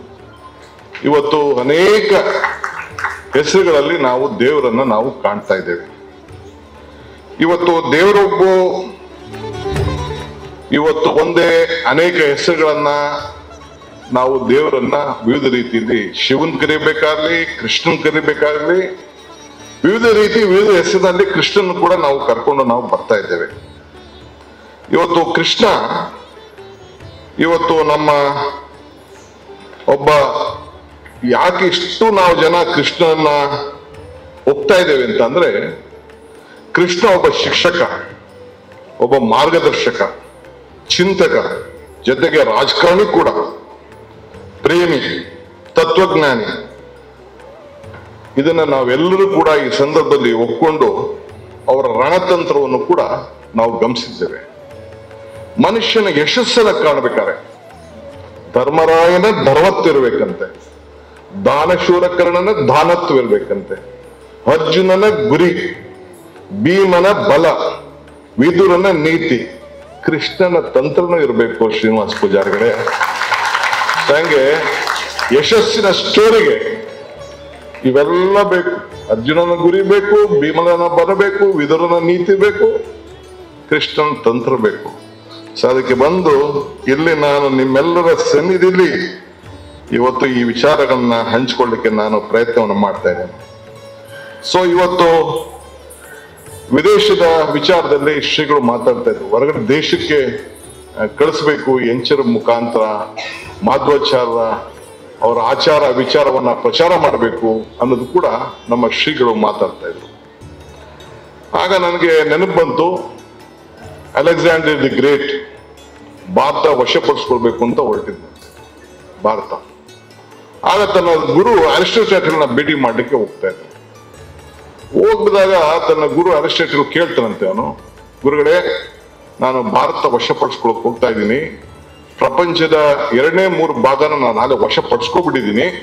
ಅವನಿಗೆ ಬಹಳ ಚಿಕ್ಕ ವಯಸ್ಸು, 32-33 ವಯಸ್ಸು, ಆಗ ಬಹಳ ಚಿಕ್ಕ ವಯಸ್ಸು. ನಾನು ಹೋಗ್ತಾ ಇದ್ದೀನಿ ಅಂತ ಅಂದಾಗ ತನ್ನ ಗುರು ಅರಿಸ್ಟಾಟಲ್, ನೀನು ಭಾರತಕ್ಕೆ ಹೋಗ್ತಾ ಇದ್ಯಾ, ಭಾರತನ ವಶಪಡಿಸ್ಕೊಳಕ್ ಹೋಗ್ತಾ ಇದ್ಯಾ, ನೀನ್ ಬರ್ಬೇಕಾದ್ರೆ 5 ವಸ್ತುಗಳನ್ನ ನೀನು ತೆಗೆದುಕೊಂಡು ಬಾ ಅಂತ ಹೇಳ್ತಾರಂತೆ. ಏನ್ ಗುರುಗಳೇ ಅದು 5 ವಸ್ತು? ಒಂದು ರಾಮಾಯಣದ ಗ್ರಂಥ, ಒಂದು ಮಹಾಭಾರತ ಭಗವದ್ಗೀತೆಯ ಗ್ರಂಥ, 3ನೇದು ಗಂಗಾ ಜಲ, 4ನೇದು ಒಂದು ಕೃಷ್ಣನ ಕೊರಳು, 5ನೇದು ಒಬ್ಬ ತತ್ವಜ್ಞಾನಿ, ನಮ್ಮ ಸುಗುಣ ಶ್ರೀ ತೀರ್ಥವಂತ ಒಬ್ಬ ತತ್ವಜ್ಞಾನಿ. ಈ 5 ಜನ ಕರ್ಕೊಂಡು ಬಂದ್ರೆ ಈ ದೇಶದ ಆಸ್ತಿ ನಮ್ಮ ಸಂಸ್ಕೃತಿ. ನಮ್ಮಲ್ಲಿರುವಂತ ವಿದ್ವಾಂಸರು, ಮಹರ್ಷಿಗಳು, ಅನೇಕ ಈ ಇತಿಹಾಸವುಳ್ಳಂತವ್ರು ಎಲ್ಲವನ್ನು ಕೂಡ ಈ ಲೋಕದಲ್ಲಿ ಯಾವ ದಿಕ್ಕಿನಲ್ಲಿ ಹೋಗ್ಬೇಕು ಅಂತೇಳಿ ನಮ್ಮ ಧರ್ಮದಲ್ಲಿ ಒಂದು ಮಾರ್ಗದರ್ಶನ ಕೊಟ್ಟಂತ ಅನೇಕ ತತ್ವಜ್ಞಾನಿಗಳನ್ನ ಈ 5 ವಸ್ತುಗಳನ್ನು ತೆಗೆದುಕೊಂಡು ಬಂದ್ರೆ ನೀನು ಭಾರತವನ್ನೇ ತಂದಂಗೆ ಅಂತ ಹೇಳ್ತಾರೆ. ಹಂಗೆ ಇವತ್ತು ನಾವೆಲ್ಲ ಕೂಡ ನಮ್ಮ ಈ ಇತಿಹಾಸ ಪುಟಕ್ಕೆ ನಾವೆಲ್ಲ ಸೇರ್ಲಿಕ್ಕೆ ಒಂದು ಪ್ರಯತ್ನವನ್ನ ನಾವು ಮಾಡ್ತಾ ಇದ್ದೇವೆ. ಈ ದೇಶದ ಒಂದು ದೊಡ್ಡ ಶಕ್ತಿ ನಮ್ಮ ಸಂಸ್ಕೃತಿ. ಈಗ ಕೊಳ್ಳು, ನನಗದೇನೋ ಒಂದು ಕೊಟ್ಟು, ಕೊಳ್ಳೋದಲ್ಲ ಅದು, ಬೆಳಗೋಲು, ಕಡಿಯೋದು, ಬೆಣ್ಣೆ, ಸಾರಿ, ನಾನು ಕೃಷ್ಣನ್ ಕೊರಳೆ ಅನ್ಕೊಂಡ್ಬಿಟ್ಟೆ. ಈ ಕೊರಳೆ ಲೆಕ್ಕ ಹಾಕೊಳ್ಳಿ ನೀವು, ಅದೊಂದು ಸಣ್ಣ ಬಿದಿರು ಬೊಂಬು. ಆ ಬೊಂಬು ಗೊತ್ತಿತ್ತಾ ಅದ್ರಲ್ಲಿ ಅಂತ ನಾದ ಇದೆ ಅಂತ? ಅದು ಗೊತ್ತಿರ್ಲಿಲ್ಲ. ಆ ಕೃಷ್ಣನ ಕೊರಳಲ್ಲಿ ಅಂತ ದೊಡ್ಡ ನಾದ ಆ ಒಂದು ಬಿದಿರು ಬೊಂಬೆಲಿ ಇರ್ತದೆ ಅಂತಂದ್ರೆ ಇದೇ ಈ ದೇಶದ ಸಂಸ್ಕೃತಿ. ನಾವು ಓದೋದ ಸಂದರ್ಭದಲ್ಲಿ ಕೆಲವರು ಈ ಟಮಟೆ ಇಡ್ತಾರೆ. ಈಗ ನಾಲೆಲ್ಲ ಬರ್ಬೇಕಾದ್ರೆ ಚಂಡಿ ಹೊಡಿತಾ ಇದ್ರು, ನಮ್ಮ ಯಾವ್ದೋ ಇಲ್ಲೆಲ್ಲ ಬರ್ಬೇಕಾದ್ರೆ ನಿಂತಿದ್ರು ಚಂಡಿ. ಆ ಚಂಡಿ ಚರ್ಮ, ಕುರಿ ಕಟ್ ಮಾಡ್ತಾರೆ, ತಿಂತಾರೆ, ಆ ಚರ್ಮದಲ್ಲಿ ಆ ಚಂಡಿದು ಇದನ್ನ ಮಾಡ್ತಾರೆ. ಆ ಕುರಿಗೂ ಗೊತ್ತಿಲ್ಲ, ಮೇಕೆಗೂ ಗೊತ್ತಿಲ್ಲ ನನ್ನ ಚಂಡಿ ಇದರಲ್ಲಿ ಇಷ್ಟು ಅಂತ ಸೌಂಡ್ ಬರ್ತದೆ ಅಂತ. ಇದು ಈ ದೇಶದಲ್ಲಿ ಇರುವಂತ ಒಂದು ದೊಡ್ಡ ವಿಸ್ಮಯ. ಇದು ಪ್ರಕೃತಿಯ ನಿಯಮ. ನಾವ್ಯಾರು ಕೂಡ ಇದನ್ನು ನಾವು ನಿಲ್ಲಿಸ್ಲಿಕ್ಕೆ ಸಾಧ್ಯ ಇಲ್ಲ. ಹಂಗೆ ಚರ್ಮದಲ್ಲೂ ಆ ಶಬ್ದ ಬರ್ತಾ ಇದೆ, ಆ ಕೃಷ್ಣನ ಕೊರಳೆಲ್ಲ ಬಿದಿರಿನಲ್ಲೂ ಕೂಡ ಇಂಥ ಶಬ್ದ, ನಾದ. ಆ ನಾದದಿಂದ ನಮ್ದು ಪರಮಾ ಒಂದು ಮನಸ್ಸಿಗೆ ಬಹಳ ದೊಡ್ಡ ನೆಮ್ಮದಿ ತರುವಂತ ಕೆಲಸ ಇವತ್ತು ನಾವು ನೋಡ್ಕೊಂಡು ಬರ್ತಾ ಇದ್ದೇವೆ. ಹಂಗೆ ಇವತ್ತು ನಾವೆಲ್ಲ ಒಬ್ಬ ವ್ಯಕ್ತಿ ನಾವು ಯಶಸ್ಸನ್ನ ಕಾಣ್ಬೇಕಾದ್ರೆ ಇವತ್ತು ಅನೇಕ ವಿಚಾರಗಳನ್ನು ನಾವೆಲ್ಲ ಹಂಚ್ಕೊಂಡು ಬರ್ತಾ ಇದ್ದೇವೆ. ಒಬ್ಬ ವ್ಯಕ್ತಿ ಒಂದು ನಿಷ್ಠವಾದಂತ ಹಂತಕ್ಕೆ ತಲುಪಬೇಕಾದ್ರೆ ಆತ ಪ್ರತಿ ಸಂದರ್ಭದಲ್ಲೂ ಕೂಡ ತಂದೆ ಆದಂತ ಒಂದು ಮಾರ್ಗದರ್ಶನವನ್ನ ಮಾಡ್ಕೊಂಡು ಬರ್ತೇವೆ. ಇವತ್ತು ನಾವು ದೇವಸ್ಥಾನಕ್ಕೆ ನಾವು ಬರ್ತೇವೆ, ಪ್ರಾರ್ಥನೆ ಮಾಡ್ಲಿಕ್ಕೆ ಬರ್ತೇವೆ. ನಾನು ಹಿಂದೆ ಎಲ್ಲೋ ಒಂದ್ ಕಡೆ ಮಾತಾಡದೆ ಅದು ಚರ್ಚೆ ಬಂತು. ಪ್ರಯತ್ನ ವಿಫಲ ಆಗ್ಬೋದು, ಪ್ರಾರ್ಥನೆ ವಿಫಲ ಆಗ್ಲಿಕ್ಕೆ ಸಾಧ್ಯ ಇಲ್ಲ ಅಂತ. ನಾವೇನೇ ಪ್ರಯತ್ನ ಕೆಲವು ಸಂದರ್ಭ ಫೇಲ್ ಆಗ್ಬೋದು. ನಾವು ಭಗವಂತನ ಮುಂದೆ ನಾವು ನಿಂತ್ಕೊಂಡು ನಾವು ಪ್ರಾರ್ಥನೆ ಮಾಡಿದಾಗ ನಮ್ಗೆ ವಿಫಲ ಆಗ್ಲಿಕ್ಕೆ ಸಾಧ್ಯ ಇಲ್ಲ ಅಂತೇಳಿ. ಹಂಗೆ ಇವತ್ತು ನಾವು ನಮ್ಮಲ್ಲಿ ನಾವೇ ಅನೇಕ ಭಗವಂತನಲ್ಲಿ ನಾವು ಪ್ರಾರ್ಥನೆಯನ್ನ ಮಾಡಿಕೊಂಡು ಆ ದೇವರಲ್ಲಿ ನಮ್ಮ ಕಷ್ಟ ಸುಖಗಳನ್ನ ಕೇಳ್ಕೊಂಡು ಇವತ್ತು ನಾವೆಲ್ಲ ಕೂಡ ಯಶಸ್ಸನ್ನು ಮಾಡ್ಲಿಕ್ಕೆ ನಾವು ಪ್ರಯತ್ನವನ್ನ ನಾವು ಮಾಡ್ತಾ ಇದ್ದೇವೆ. ಇವತ್ತು ಹೋರಾಟವನ್ನ ಗೆಲುವಿಗೋಸ್ಕರ ನಾವೆಲ್ಲ ಮಾಡ್ಕೊಂಡು ಬರ್ತಾ ಇದ್ದೇವೆ.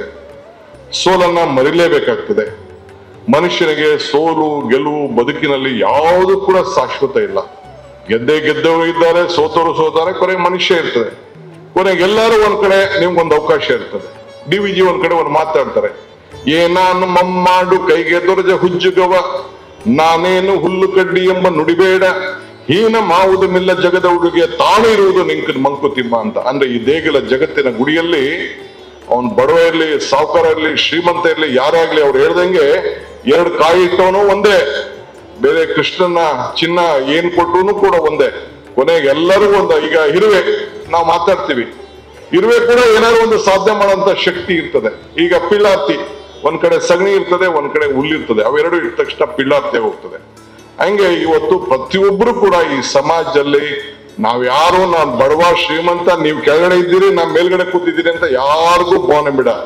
ಎಲ್ಲರೂ ಕೂಡ ಈ ಪ್ರಪಂಚದಲ್ಲಿ ಜನ್ಮವನ್ನ ತಾಳದ ಮೇಲೆ ಎಲ್ಲರೂ ಕೂಡ ಒಂದಲ್ಲ ಒಂದು ಅವಕಾಶ ಇದ್ದೇ ಇದೆ ಅನ್ನೋ ಮಾತನ್ನ ಈ ಸಂದರ್ಭದಲ್ಲಿ ಹೇಳಲಿಕ್ಕೆ ನಾನು ಬಯಸ್ತಾ ಇದ್ದೇನೆ.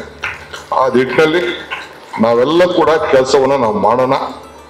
ಸೊ ಕಾಯುವ ದೈವ ನಮ್ಮನ್ನೆಲ್ಲ ಕೂಡ ಈ ಸಂದರ್ಭದಲ್ಲಿ ಕಾಪಾಡ್ತಾನೆ. ಪ್ರತಿಕಾರಕ್ಕೆ ಇವತ್ತು ನಾವೆಲ್ಲ ಕೂಡ ನಮ್ಮಲ್ಲಿ ಅನೇಕ ಸಮಸ್ಯೆಗಳನ್ನ ಎದುರಿಸ್ಬೇಕಾಗ್ತದೆ. ಆ ನಿಟ್ಟಿನಲ್ಲಿ ನಾವೆಲ್ಲ ಸೇರಿ ಕೆಲಸವನ್ನು ಮಾಡ್ಕೊಂಡು ಹೋಗೋಣ. ದಾರಿ ಇದ್ದಲ್ಲಿ ನಾವು ನಡಿಲೇಬೇಕಾಗ್ತದೆ.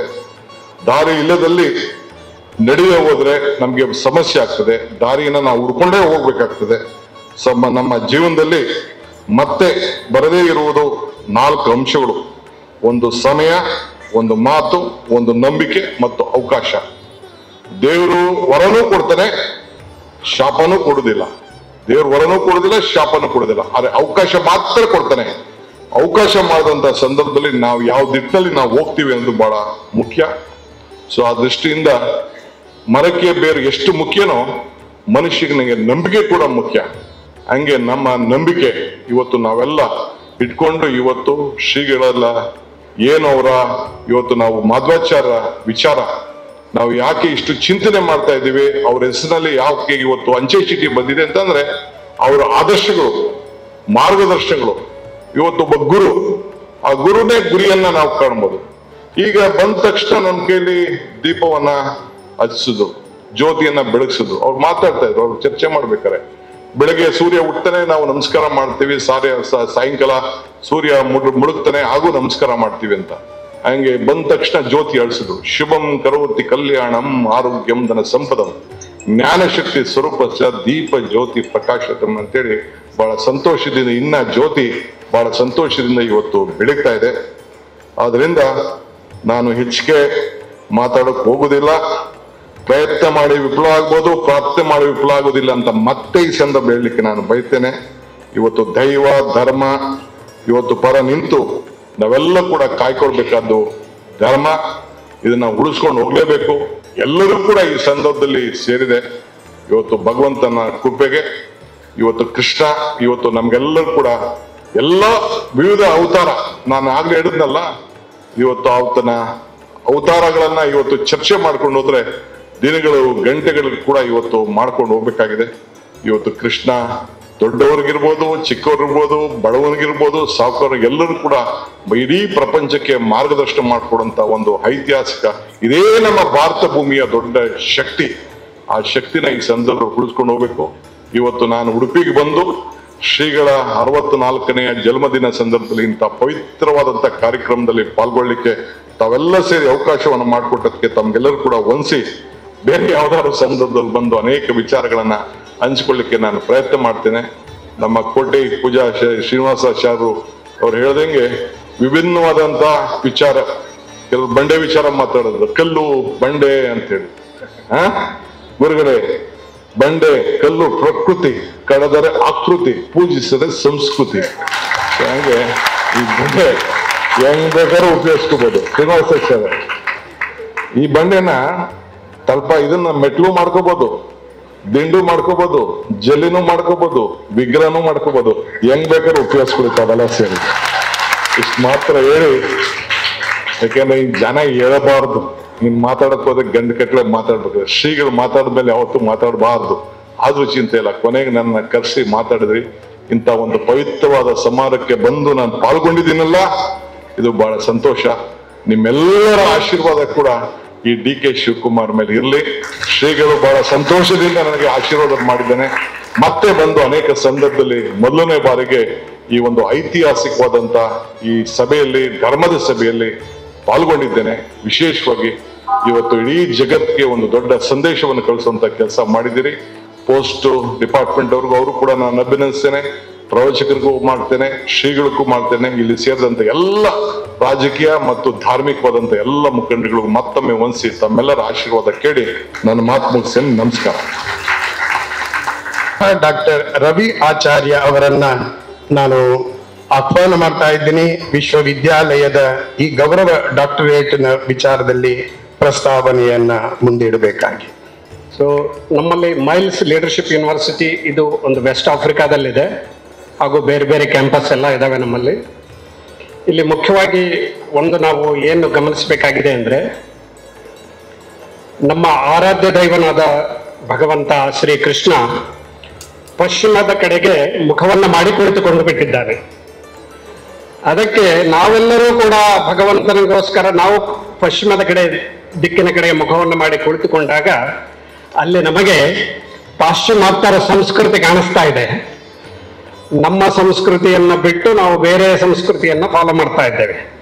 ಅಂತಹ ಒಂದು ದುಸ್ಥಿತಿಯಲ್ಲಿ ನಮ್ಮ ಪುತ್ತಿಗೆ ಮಾಡಿದ ಶ್ರೀಪಾದಂಗಳವರು ಆ ಪಾಶ್ಚಿಮಾತ್ಯರ ಸಂಸ್ಕೃತಿ ಅದೊಂದು ಬೇರೆ ಸಂಸ್ಕೃತಿ, ಅದು ಆಗಬಾರದು, ನಮ್ಮವರು ಯಾರು ಹಾಳಾಗಬಾರದು, ಉತ್ತಮ ಮಾರ್ಗದಲ್ಲಿ ಇರಬೇಕು ಅಂತ ವಿದೇಶಕ್ಕೆ ಹೋಗಿ ಶ್ರೀಕೃಷ್ಣನ ಸ್ಥಾಪನೆಯನ್ನು ಮಾಡಿದ್ದಾರೆ. ಸೊ ಹಾಗೆ ಎಲ್ಲ ಕಡೆಗೆ ತಮ್ಮ ಒಂದು ಧಾರ್ಮಿಕವನ್ನು ಉಳಿಸಿದ್ದಾರೆ ಅಂತ ಹೇಳ್ಬೋದು ಈ ಸಂದರ್ಭದಲ್ಲಿ ನಾವು.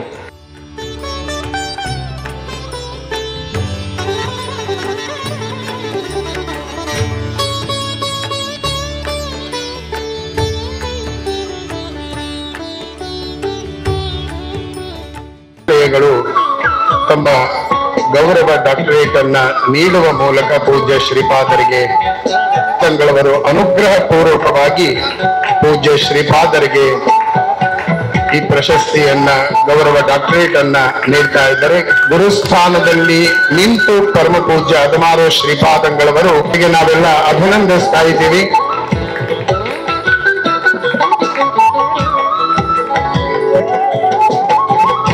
ಅದೇ ರೀತಿ ಈ ಪೋಸ್ಟ್ ಸ್ಟಾಪ್ ರಿಲೀಸ್ ಮಾಡಲಿಕ್ಕೆ ಮೂಲಭೂತ ಕಾರಣವಾದವರು ನಮ್ಮ ಮುಂಚಿನ previous former chief post master general Rajendra Kumar ಅಂತ. ಅವರನ್ನು ಕೂಡ ನಾವು ಇವತ್ತಿನ ದಿವಸ ಖಂಡಿತ ನೆನಪಿಸಿಕೊಳ್ಳಬೇಕಾಗ್ತದೆ. ಡಾಕ್ಟರ್ ಮುತ್ತಿಗೆ ಮಠಾಧೀಶ ಶ್ರೀ ಸುಗುಣೇಂದ್ರ ತೀರ್ಥ ಶ್ರೀಪಾದರಿಗೆ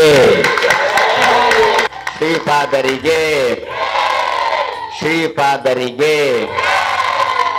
ಮೊದಲು ಡಾಕ್ಟರ್ ಅಂತ ಕರೆದವ ನಾನೇ. ಇವತ್ತು ನಿಮ್ಮ ಅಭಿಮಾನ ಪೂರ್ವಕವಾಗಿ ನಮಗೆ ಡಾಕ್ಟರ್ ಅಂತ ಹೇಳಿ ಪದವನ್ನು ಕೊಟ್ಟಿದ್ದೀರಿ. ಆದರೆ ಯಾರು ರೋಗಿಗಳು ನಮ್ಮ ಹತ್ರ ಬಂದರೆ ನಾವು ಯಾವುದೇ ಔಷಧ ಕೊಡಲಿಕ್ಕೆ ರೆಡಿ ಇಲ್ಲ.